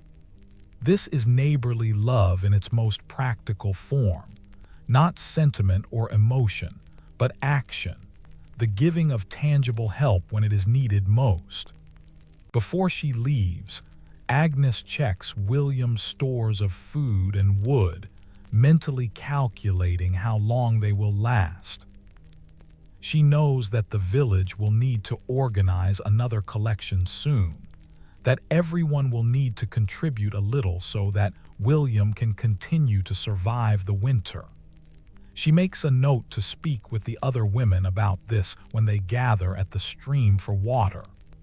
The community has lost too many elders in recent years, and each loss diminishes them all, for the old ones carry knowledge and memory that cannot be replaced. William, despite his frailty, can still tell stories of past winters, can remember weather patterns and their consequences, can advise on when to plant and when to harvest based on decades of accumulated experience. His value to the community goes far beyond his ability to work, though in the practical calculus of survival, this truth is sometimes difficult to honor. Agnes returns home to find Mary and John exactly where she left them, still absorbed in their game and stories. She checks on the pigs, giving them some scraps saved from the previous evening's meal, and making sure their water has not frozen. Maud accepts the food with her usual dignified manner, eating slowly and deliberately. Grunter, in contrast, attacks the scraps with enthusiasm, making loud eating noises that make John laugh. The boy's laughter is a bright sound in the dim dwelling, a reminder that joy can exist even in difficult circumstances, that children have a remarkable capacity for finding happiness in small things. Agnes returns to her spinning, that endless task that occupies so many hours of her life. The rhythmic motion of the spindle, the feel of the wool fibers between her fingers, the gradual accumulation of thread, all of this is meditative, allowing her mind to wander while her hands perform their practiced work. She thinks about the upcoming seasons, about the planning that must be done even now in the depths of winter for the spring planting. She thinks about which seeds they saved from the harvest, which crops did well last year and which struggled, where in the garden plot each thing should go to maximize yield. This mental planning is as important as the physical work that will come later, for mistakes made now will have consequences that persist through the entire growing season. At the manor, Thomas and Edmund are part of a crew working to repair damage to one of the outbuildings caused by the weight of snow. A section of roof has sagged dangerously, and it must be reinforced before it collapses entirely. The work is technical and somewhat dangerous, requiring men to climb up and work on the damaged structure while others support it from below. Thomas is chosen for this task because he is known to be steady and reliable, not given to panic or rash action. Edmund watches from below, learning by observation, seeing how his father approaches the work with careful deliberation. testing each handhold, each step, never taking unnecessary risks but also not hesitating when action is required. The bailiff supervises the work with his usual stern attention, barking orders and occasionally criticizing when the work does not proceed as quickly as he would like. But even he seems somewhat subdued by the cold, and his rebukes lack their usual sting. Everyone is simply trying to get through the day, to complete the necessary tasks and return to their homes, and what little warmth and comfort can be found there. The work proceeds steadily, and by midday the roof is repaired sufficiently that it should hold until spring, when more permanent fixes can be made. The workers are given their customary bread and ale, and they eat quickly, efficiently, their bodies demanding fuel. Edmund finds himself standing near Robert, the blacksmith's son, during the meal break. Robert is perhaps 13, old enough to be doing a man's work at the forge, and he has the developing muscles and the burned scars that prove it. He nods at Edmund in greeting, and they stand together in companionable silence for a moment before Robert speaks. "Cold enough for you?" he asks, and Edmund nods, finding nothing more to say. Small talk is a luxury, an art form that requires energy and inclination that neither boy possesses at the moment. But the brief exchange creates a connection, an acknowledgement that they are going through this experience together, that they are brothers in hardship if nothing else. This sense of community solidarity is one of the few advantages of peasant life. The knowledge that everyone around you faces the same challenges, the same struggles, and that there is no pretense, no false cheerfulness required. The hardship is acknowledged, accepted, and faced together. When the workday finally ends and Thomas and Edmund return home, they find that Agnes has prepared something special for the evening meal. Through careful management and a willingness to dip slightly deeper into their stores than usual, she has created a stew that contains not just grain and water but also some preserved vegetables, a few beans, and, most remarkably, a small amount of salted pork, saved from the pig they slaughtered in the autumn. The smell of this stew fills the dwelling, rich and savory, and everyone's spirits lift immediately. It is amazing what a difference food can make, how the prospect of a more substantial meal can transform mood and outlook. They gather around the table, and for once the meal is not consumed in silence. There is conversation, even laughter, as they savor the stew, making it last as long as possible, using bread to soak up every drop. Little John declares it the best thing he has ever eaten, and while this is certainly an exaggeration, it reflects his genuine delight. Mary eats slowly, methodically, wanting to remember every bite. Edmund feels strength returning to his tired body, the protein and fat from the pork providing nutrients he has been missing. Thomas and Agnes exchange a look across the table, a look that contains satisfaction and love and mutual understanding. They are doing this together, managing their resources, keeping their family alive and as healthy as possible. And in moments like this, the success of their efforts is made manifest. After the meal, there is a sense of contentment in the dwelling that has been absent the previous nights. Full bellies make everyone more patient, more cheerful, more able to tolerate the cold and discomfort. The children play together with more energy, their game involving much laughter and running around the small space, which Agnes allows because it generates warmth and because their happiness is worth the disruption. Thomas works on his carving, making good progress on the new spoon. Agnes tends to her endless tasks, but even she seems less burdened, her movements lighter, her expression softer.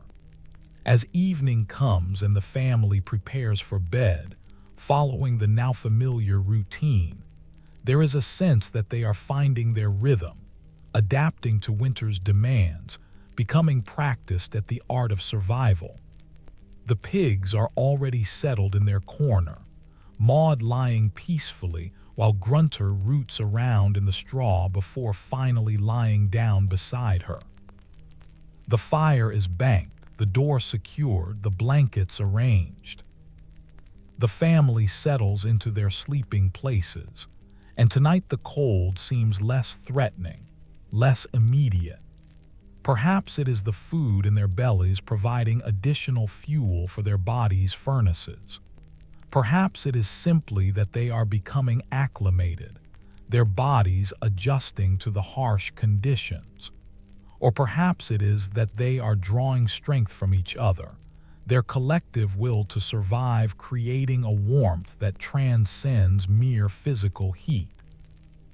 Thomas, before sleep claims him, thinks about the pattern of their days, the way each one blends into the next, creating a continuity that is both monotonous and comforting. He thinks about how his life is built on routine, on the repetition of necessary tasks, and how this repetition creates a kind of stability even in unstable times. He knows what tomorrow will bring: more work, more cold, more challenges. But he also knows that he has the strength to face it, that his family has the resilience to endure. This knowledge, this confidence in their collective ability to persist, is perhaps the greatest asset they possess. Agnes, drifting toward sleep, allows herself to feel a moment of pride in what she has accomplished. She has kept her family fed, has maintained their dwelling, has looked after a neighbor in need, has taught her daughter valuable skills, and has managed their resources with skill and foresight. These are not the kinds of accomplishments that anyone will remember or celebrate, not the stuff of legend or song, but they are real and they matter. In the small, immediate world of her family's survival, she is succeeding, and this success, however modest, is worthy of acknowledgement. Edmund sleeps quickly, his young body exhausted by the day's labor but also strengthened by it. He is developing physically, his muscles growing, his endurance increasing. In a few more years he will be fully grown, capable of doing any work a man can do, and this prospect both excites and frightens him.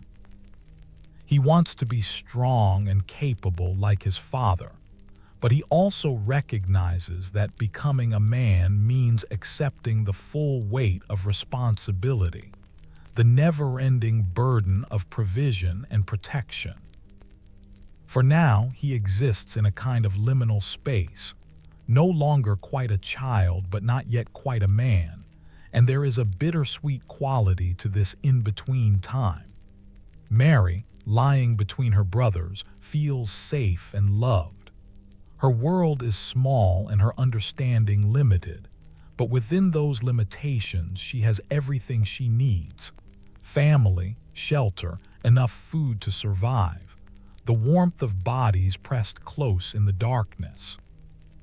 She does not yet understand how precarious their situation really is, how close to the edge they live, how quickly everything could change if illness struck, or a harvest failed, or any number of other catastrophes occurred.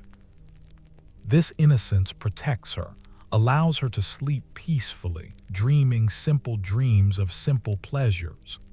Little John has already fallen into deep sleep, his small body completely relaxed, his breathing slow and regular.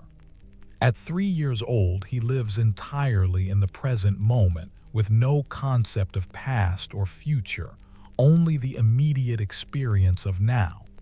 He is warm now, fed now, safe now, and this is all that matters to him.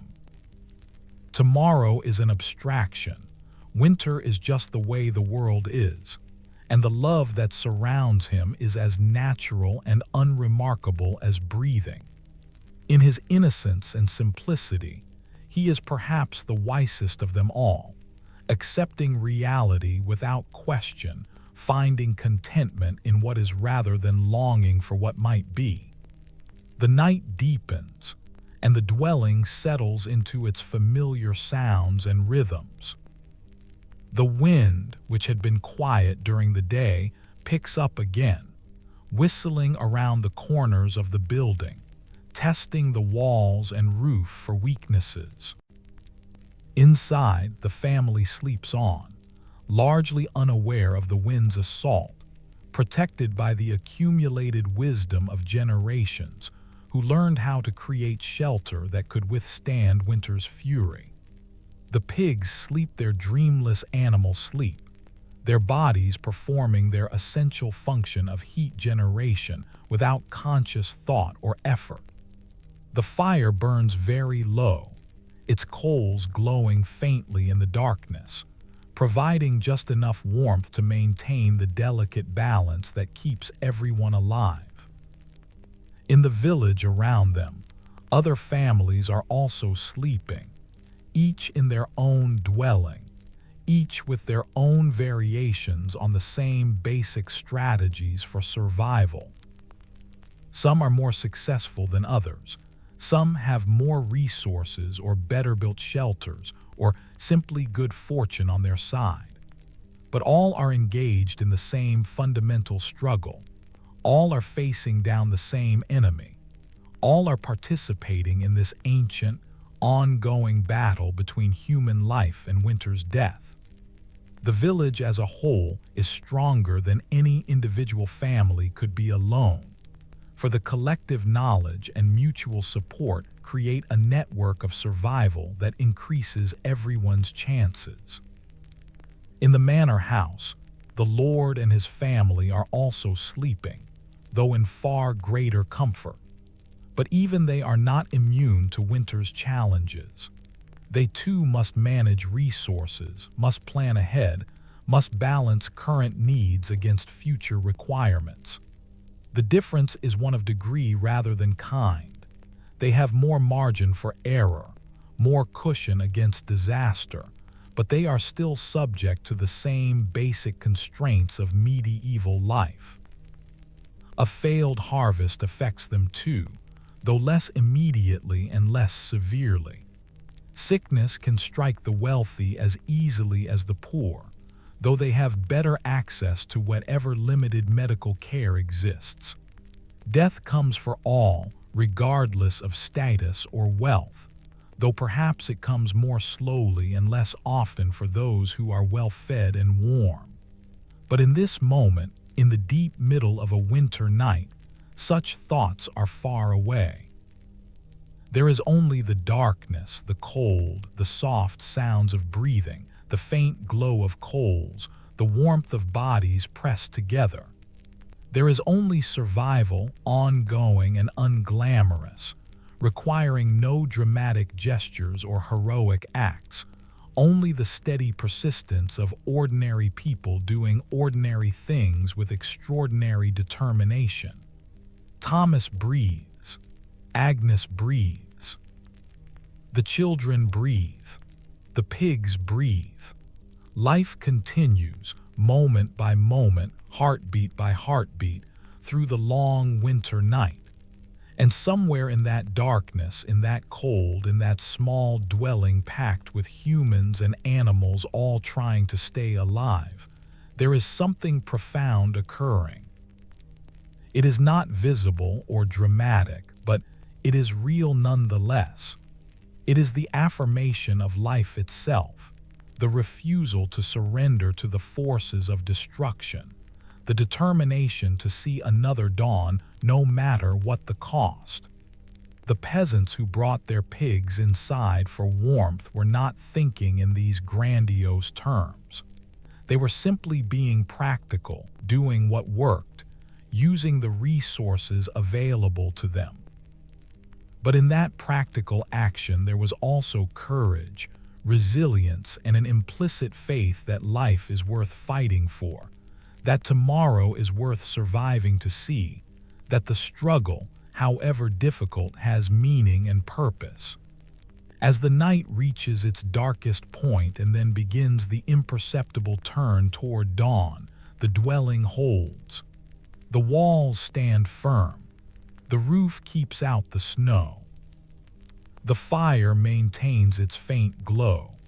And inside, wrapped in wool and straw and each other's warmth, supplemented by the heat of two pigs who have become partners in survival, the family sleeps on. Another night is passing. Another day is coming. And the ancient rhythm of life, death, and persistence continues its eternal cycle, as it has for countless generations before, and will for countless generations to come. Thomas stirs slightly in his sleep, some dream or sensation pulling him toward wakefulness for a moment before he settles back into deeper rest. His hand, extending beyond the blanket, is cold, and he unconsciously pulls it back into the warmth. This small adjustment, this minor response to discomfort, is repeated in countless ways throughout the night. A shift of position here, a pulling of blanket there, a curling tighter or stretching out, all the small movements by which sleeping bodies seek comfort and maintain warmth. The pigs too make these adjustments, Grunter occasionally grunting in his sleep, Maud shifting her considerable weight, both of them unconsciously working to maintain optimal heat generation and retention. Agnes dreams of spring again, but this time the dream is more specific, more grounded in reality. She dreams of working in the garden, her hands in the soil, feeling the sun warm on her back. She dreams of planting seeds with Mary beside her, teaching her daughter the proper depth and spacing, passing on the knowledge that was passed to her. She dreams of watching things grow, that miracle of transformation as tiny seeds become plants, as plants flower and fruit, as the work of spring and summer becomes the food of autumn and winter. This is a good dream, a hopeful dream, and it sustains her even in sleep, reminding her unconscious mind that winter is not forever, that there is a purpose to this endurance, a goal beyond mere survival. The hours continue their slow march toward dawn, each one bringing imperceptible changes in light and temperature. The coldest hour passes, and with its passing the worst of the night's danger. The fire's coals, though nearly exhausted, have not quite died, and they will be there in the morning to kindle into flame again. The family has made it through another night and has achieved another small victory in the ongoing war against winter. Soon Thomas will wake and rise, will begin the day's routine, and set in motion all the activities that constitute their survival. But for now, for these last few hours of darkness, there is only rest, only the peace of sleep, only the quiet persistence of life in the face of all that would destroy it. The fourth morning arrives with a change in the air that is immediately noticeable. The quality of the cold has shifted, becoming somehow sharper, more penetrating, and when Thomas opens the door to assess the day, he sees why. During the night, while they slept, the temperature dropped dramatically, and everything was covered in a thick layer of frost that sparkled in the early light like scattered diamonds. The tree branches are encased in ice, creating a landscape of such crystalline beauty that it takes the breath away, even as it sends a chill of concern through Thomas's chest. This kind of cold is dangerous, more dangerous than snow, for it penetrates everything, finds its way through the smallest gaps, tests the limits of what living things can endure. He closes the door quickly, not wanting to let more of that brutal cold into the dwelling than necessary, and turns to Agnes with an expression that she reads immediately. They have entered a new phase of winter, a period that will test them more severely than what has come before. Without speaking, they both understand that the routine must be adjusted, that more care must be taken, that the margin for error has narrowed even further. Agnes moves to build up the fire more than usual, knowing that they will need more heat today, that the cost in fuel must be accepted because the alternative is worse. Thomas begins checking the walls more carefully, looking for any new cracks or gaps where the frigid air might be entering, stuffing anything he finds with whatever materials are at hand. The children wake to a dwelling that is noticeably colder than previous mornings, despite the larger fire. Little John whimpers and burrows deeper into the blankets, not wanting to leave their warmth. Mary wraps her arms around herself and shivers, her teeth chattering slightly. Edmund, tough as he is becoming, also feels the increased severity of the cold and moves immediately toward the fire, extending his hands toward its warmth. The family clusters around the hearth, all of them seeking the heat, and for a while they simply stand there, warming themselves, gathering strength for the day ahead. The pigs are slower to rise this morning, reluctant to leave their nest of straw. When they finally do stand and stretch, their breath comes in great clouds of white vapor, and even they seem subdued by the intensity of the cold. Agnes gives them extra grain, understanding that they will need additional fuel to maintain their body heat, that their warmth is essential to the family's survival and must be protected. Maud eats steadily, methodically, but Grunter seems less interested in food than usual, and this concerns Agnes. She watches him carefully, looking for any signs of illness or distress, knowing that a sick pig in winter can quickly become a dead pig, and the loss of that heat source could be catastrophic. The morning meal is eaten quickly, everyone eager to get the warm porridge into their bodies, to have that internal heat to supplement what little the fire provides. Thomas makes the decision that neither he nor Edmund will go to the manor today, unless specifically summoned. The risk of exposure in this extreme cold is too great, and he hopes that the bailiff will understand that some days are simply too dangerous for non-essential work.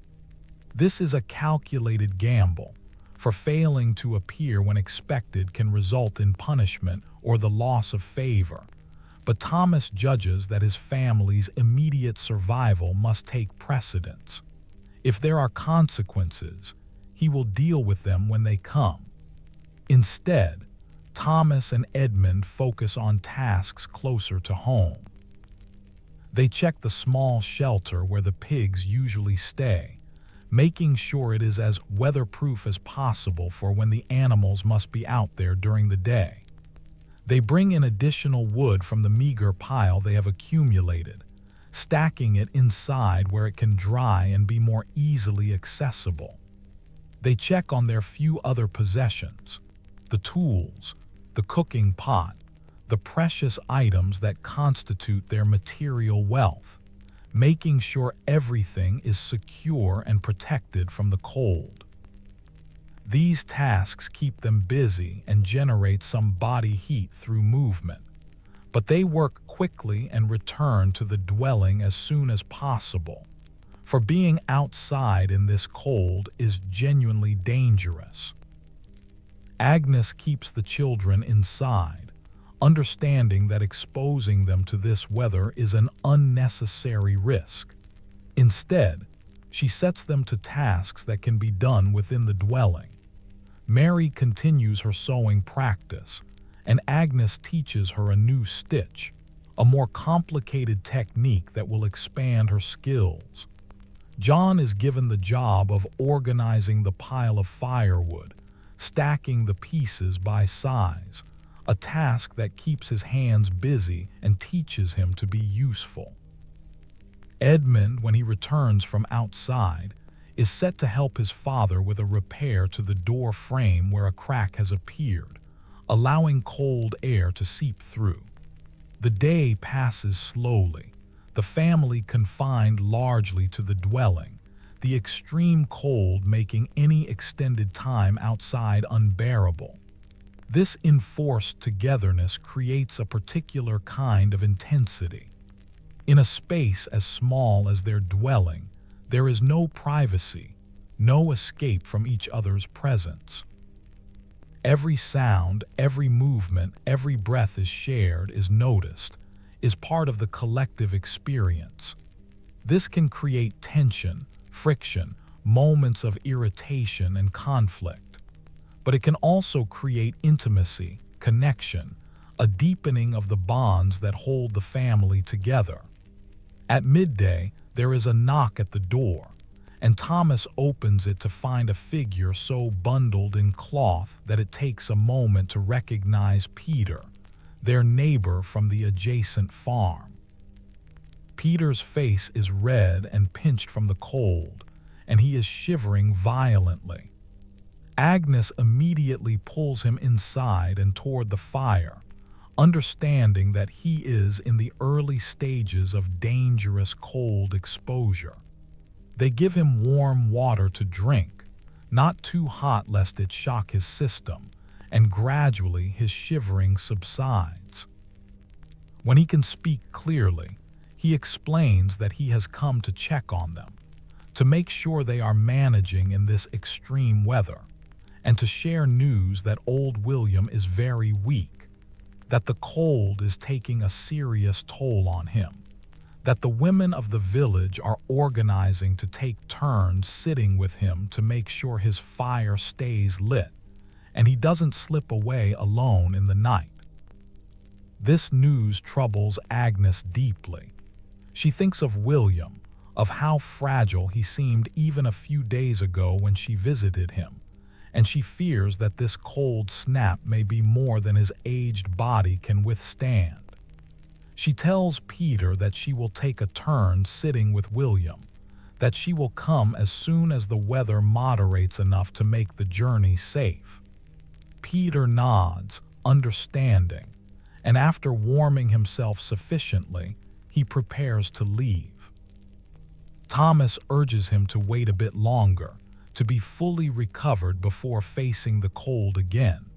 But Peter insists he must check on 2 other families before he can return to his own dwelling. This is the village network of care in action, individuals checking on each other, sharing information, coordinating efforts to ensure that the most vulnerable are not forgotten or abandoned. After Peter leaves, the family sits in silence for a while, each lost in their own thoughts about William, about mortality, about the fragility of life in the face of winter's assault. Little John, not fully understanding but sensing the somber mood, climbs into his mother's lap and presses his face against her chest. Agnes holds him close, finding comfort in his warm, solid presence, in the reminder that despite all the dangers and difficulties, her own children are still here, still alive, still safe within the circle of her arms. As afternoon turns toward evening, the cold somehow intensifies even further. The fire, though burning higher than usual, seems barely adequate to combat the frigid air that presses in from all sides.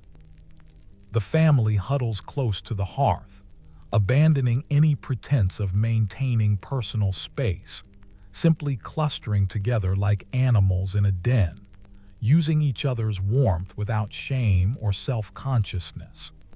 Thomas holds Agnes, who holds little John, while Mary presses against her mother's other side and Edmund sits close to his father.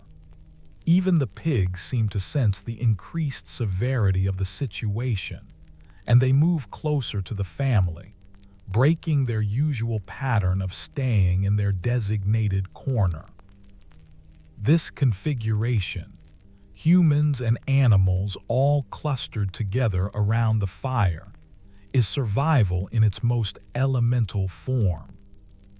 There is no dignity here, no social convention, no maintenance of the boundaries that usually govern behavior. There is only the desperate need for warmth, the instinctive drive to preserve life, the animal understanding that isolation means death and proximity means survival. If the Lord could see them now, he would perhaps be disgusted by this display of poverty and desperation. But the Lord is in his manor, surrounded by stone walls and multiple fires, and he has never had to make the kinds of choices that peasants make every day, has never had to decide between dignity and survival because he has never been forced to choose. The evening meal, when it comes, is eaten without moving from this huddle around the fire. Agnes has prepared the porridge in advance, and they eat directly from the pot, passing it around, each person taking their portion and then passing it on. The efficiency of this method more important than any nicety of individual servings. The food is warm and it fills their bellies, providing fuel for their bodies' internal fires, and this is all that matters. After eating, they remain clustered together, no one wanting to break contact, no one willing to sacrifice the warmth of proximity. Thomas tells stories to pass the time and distract from the cold. He tells tales he heard from his own father, stories of past winters and how they survived, stories of great storms and the resourcefulness of those who endured them. He tells of the winter when he was a boy, when the snow was so deep that the dwelling was nearly buried, when they had to tunnel out through the snow to reach the outside world. He tells of the winter when food ran so short that they ate bark from trees and roots dug from frozen ground, and how everyone survived nonetheless, sustained by sheer determination and communal support. These stories serve multiple purposes. They entertain, passing the long, cold hours. They educate, teaching the children about resilience and survival.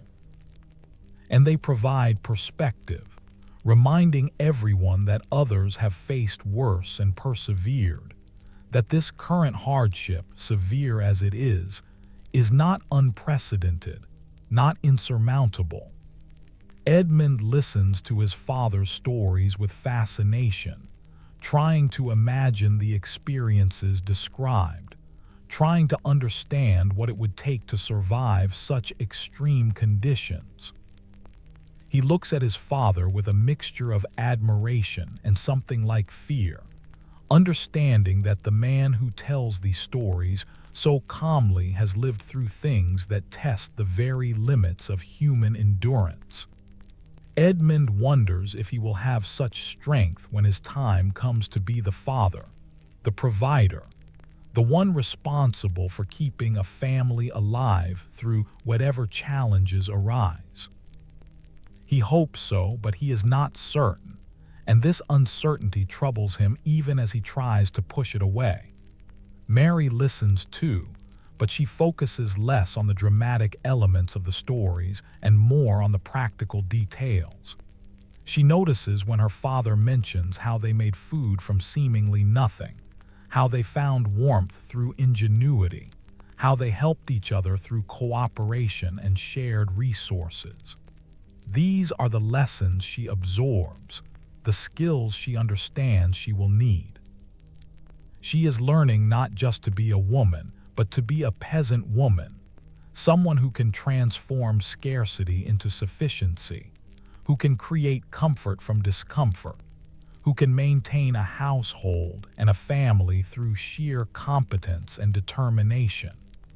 Little John simply enjoys the sound of his father's voice, the rumble of it where he leans against Thomas's chest, the warmth and security it represents.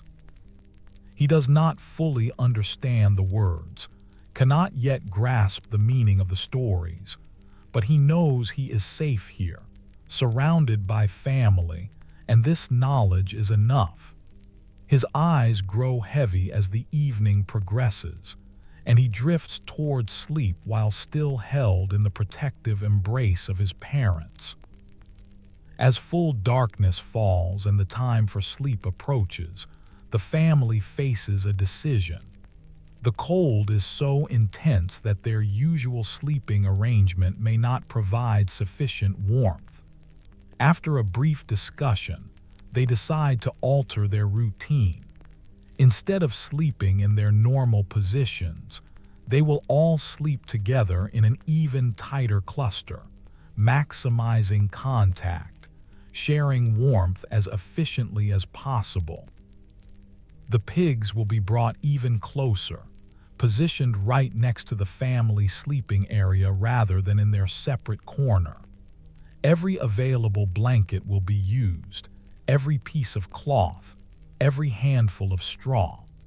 They will create a nest, a cocoon, and they will survive the night through radical cooperation and the complete abandonment of any remaining notions of personal space or comfort. They arrange the straw carefully, creating a thick pad that will insulate from below. They place the blankets strategically, some beneath them and some to be pulled over the entire group.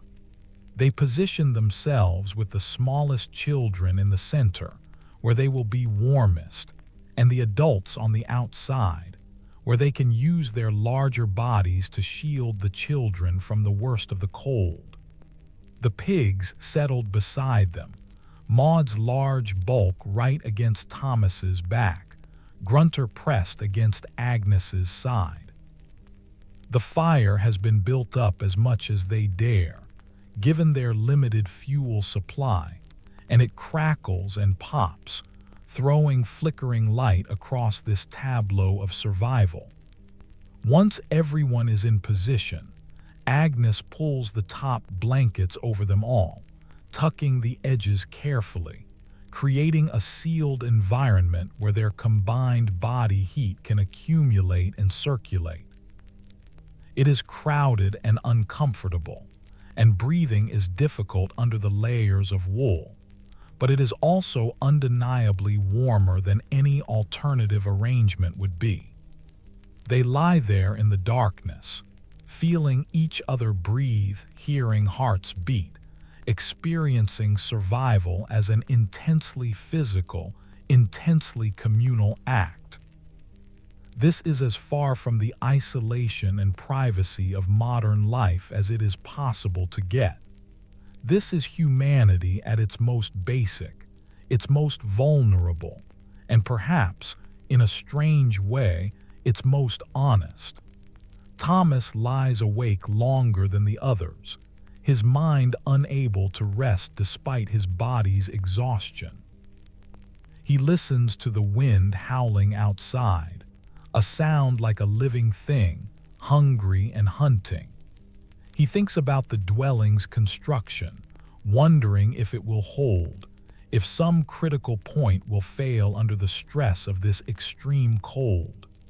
He thinks about their food stores, mentally calculating again how long they will last, whether they have enough to make it to spring. He thinks about Edmund, pressed against his side, and about the life that awaits his son, the endless cycle of labor and hardship that is the peasant's lot. He thinks about his daughters, about little John, about Agnes beside him, about all the lives that depend on him and the decisions he makes. The weight of this responsibility is crushing, but he bears it because there is no alternative, because this is what it means to be a father, a husband, a man in this time and place. Agnes also lies awake, her thoughts running parallel to her husband's. She thinks about old William, alone in his dwelling despite the village's efforts to check on him, and she prays silently that he will survive the night. She thinks about Emma and her pregnancy, about the baby that will be born into this harsh world in a few months, about whether Emma will survive the birth, and whether the baby will survive infancy. She thinks about her own children, feeling their warmth against her, and she is overwhelmed by a fierce, protective love that is almost painful in its intensity. She would do anything for them, sacrifice anything, bear any hardship. This love is not gentle or sentimental. It is primal and powerful, the biological imperative to protect offspring elevated to something nearly sacred. Gradually, despite the cold and the discomfort and the anxiety, sleep comes for them. First the children, then Agnes, then finally Thomas, his vigilance relaxing as exhaustion overcomes his worried mind. They sleep tangled together, humans and animals, all breathing the same air, all sharing the same warmth, all participating in the same desperate gamble that they will wake in the morning, that they will survive this night as they have survived others, that life will continue despite everything arrayed against it. The night is long and brutal. The cold reaches levels that few of them have experienced before. Outside, trees crack and split from the freezing of their sap. Ice forms in fantastic shapes, sculpted by wind and temperature into alien geometries. Any animal caught outside without adequate shelter will not survive. Even inside dwellings in some of the poorest, most drafty structures, the cold claims victims. The very old, the very young, the sick, those whose bodies simply cannot maintain the fight against such intense cold. In the morning, the village will discover who has been lost, will face the grief and the grim practicality of dealing with death in winter, when the ground is frozen too hard for burial and bodies must be stored until spring comes and graves can be dug. But in this particular dwelling, in this small space packed with 2 adults, 3 children and 2 pigs, all clustered together around the dying coals of a fire, life persists. Their combined warmth is enough. The dwelling holds. The coldest hours pass, and imperceptibly, impossibly, the temperature begins to rise ever so slightly. The worst is over. They have survived. Another night has passed. Another trial has been endured. Another small victory has been won in the endless war of survival. As the first gray light of the 5th morning begins to penetrate the dwelling, Thomas stirs from sleep, his body stiff and aching from the cramped position he has held throughout the night. He lies still for a moment, reluctant to disturb the others, listening to the quality of the silence outside. The wind has stopped. The terrible howling that accompanied the night has ceased, and in its place is a stillness that feels almost sacred, as though the world itself is holding its breath after the violence of the previous day and night. Carefully, so carefully, he extracts himself from the tangle of family and blankets, and immediately the cold air strikes him like a physical blow. But it is different now, this cold. Still severe, still dangerous, but no longer that knife-edge intensity that characterized yesterday. Something has shifted. The extreme has passed. Winter has tested them with everything it had, and they have not broken. Thomas moves to the door and opens it, and what he sees takes his breath away. The world has been transformed into something beyond beautiful, beyond description. Every surface is covered in thick frost that catches the early morning light and throws it back in a million tiny rainbows. The trees look like they have been carved from crystal. The snow sparkles as though embedded with stars. It is a landscape of such ethereal beauty that for a moment Thomas forgets the cold, forgets his worries, forgets everything except the simple wonder of being alive to witness this transformation. He stands there, breathing the clean, sharp air, feeling it fill his lungs, and something releases in his chest. Some tension he has been carrying, some fear he has been holding. They have made it through. The worst has passed. Spring is still far away, and there will be many more difficult days ahead, but they have survived the deepest test of winter, and this knowledge fills him with a quiet, profound gratitude. Behind him, he hears stirring as the others wake. Agnes joins him at the door, wrapping a blanket around her shoulders, and she too sees the transformed world. For a moment they stand together in silence, husband and wife, partners in survival, witnesses to beauty emerging from hardship. Then Agnes speaks, her voice soft and wondering. "We are still here," she says, and in those simple words it contains everything: relief, gratitude, acknowledgement of how fragile their survival has been, celebration that it has been achieved nonetheless. The children emerge, rubbing sleep from their eyes, and even they, young as they are, seem to sense that something significant has occurred. They have passed through darkness and emerged into light. They have faced winter's full fury and have not been destroyed. Edmund stands tall, feeling in some indefinable way that he has crossed a threshold, that he is no longer quite the boy he was, but something closer to the man he will become. Mary holds little John's hand, and together they look out at the sparkling world, their eyes wide with wonder. The pigs, too, emerge from their nest of straw, shaking themselves, stretching, and Grunter makes his characteristic grunting noise, which suddenly sounds not annoying but somehow triumphant, a declaration of continued existence. Maud follows more slowly, dignified as always, but there is something in her bearing that suggests satisfaction, as though she too understands that a battle has been won. The day that follows is busy with the practical tasks of survival. The fire must be built up properly, food must be prepared, water must be fetched from the stream. But there is a different quality to these tasks now, a lightness that comes from having endured and prevailed. Thomas and Edmund venture out to check on the village, and they find others emerging from their dwellings with similar expressions of relief and gratitude. Not everyone has been so fortunate. They learn that old William has died in the night, his aged body finally giving up the struggle, and there is grief for this loss.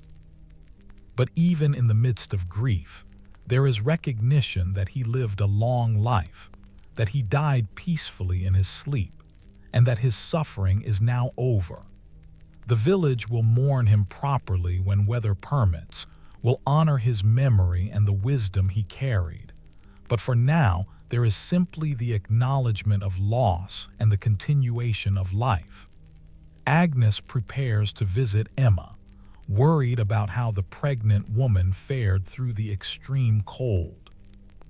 When she arrives at Emma's dwelling, she finds her friend tired but well, the baby still moving strongly inside her, life preparing to enter the world despite all the challenges that world presents.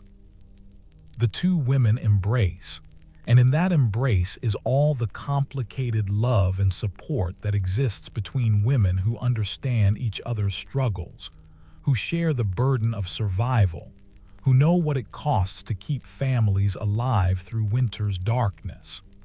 As the day progresses and the sun climbs higher in the pale sky, the temperature continues to moderate.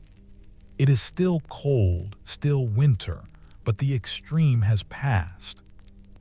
The village comes alive with activity as people emerge to check on each other, to share news, to offer help where it is needed, to celebrate survival in the quiet way of people who know that celebration must be tempered by the knowledge that more challenges lie ahead. That evening, as the family gathers once again around their fire, there is a sense of peace that has been absent for days. They eat their simple meal, and it tastes better somehow, sweeter, more satisfying. Thomas looks at his family, at Agnes with her quiet strength, at Edmund growing into manhood, at Mary with her quick mind and capable hands, at little John with his innocent joy, and he feels his heart swell with love and pride. They are not rich, not powerful, not important in any way that the world would recognize.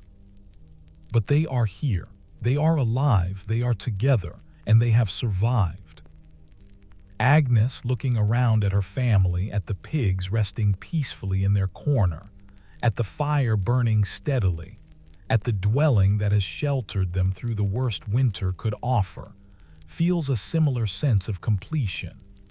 This is her life, difficult, unglamorous, filled with endless work and constant worry. But it is also filled with love, with purpose, with the deep satisfaction that comes from doing hard things well, from protecting those who depend on her, from being part of something larger than herself. The children, warm and fed and surrounded by family, are already starting to dream of spring, of sunshine and green things growing, of days when they can play outside without fear of freezing. These dreams sustain them, give them something to look forward to, remind them that winter, no matter how harsh, is not forever.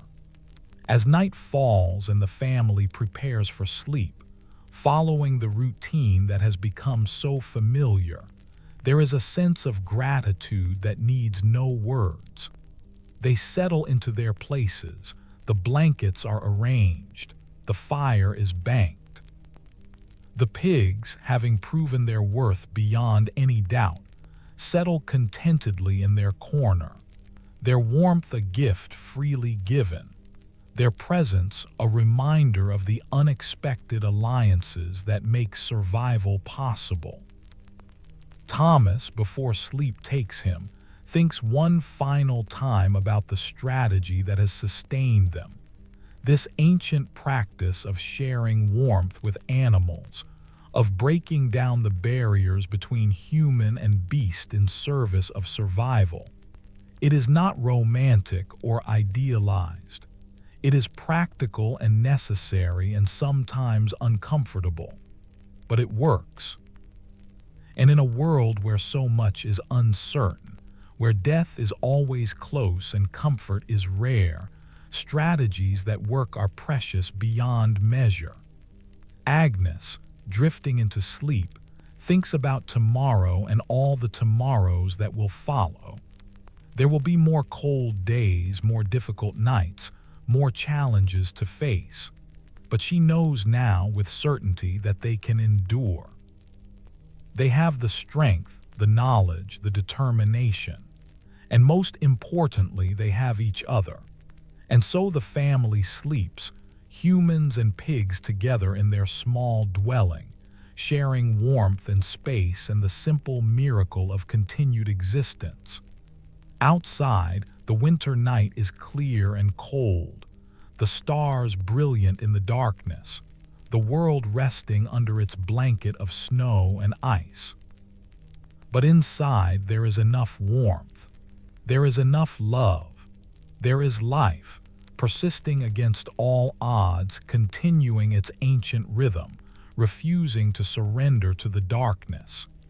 This is the story of medieval peasants and their desperate winter strategy, not heroic or grand, but deeply human, deeply real. It is a story of survival achieved through cooperation, through the willingness to do whatever is necessary, through the understanding that dignity sometimes means accepting help from unlikely sources, and that warmth is warmth regardless of where it comes from. As sleep deepens and the night settles over the village, over the manor, over the entire frozen countryside, the family rests secure in the knowledge that they have survived winter's worst, that spring will eventually come, and that until it does, they have each other, they have their pigs, they have their humble dwelling, and they have the accumulated wisdom of generations who learned that survival is not about standing alone, but about standing together, sharing warmth in the coldest nights, and finding strength in the most unexpected places. And in the morning, when they wake to another day, they will begin again. The endless cycle of work and survival, of challenges met and overcome, of life persisting despite everything. Because this is what they do. This is who they are. This is the quiet heroism of ordinary people living through extraordinary circumstances, finding grace in hardship, and discovering that warmth, whether from fire, from family, or from pigs, is always worth the price it costs to obtain and maintain. The night deepens, the stars wheel overhead, and in a small dwelling in a medieval village, life continues its ancient song, a song of survival, of resilience, of love, and of the unexpected partnerships that make it possible to weather winter's darkest nights and emerge, battered but unbroken, into the light of another dawn. The end.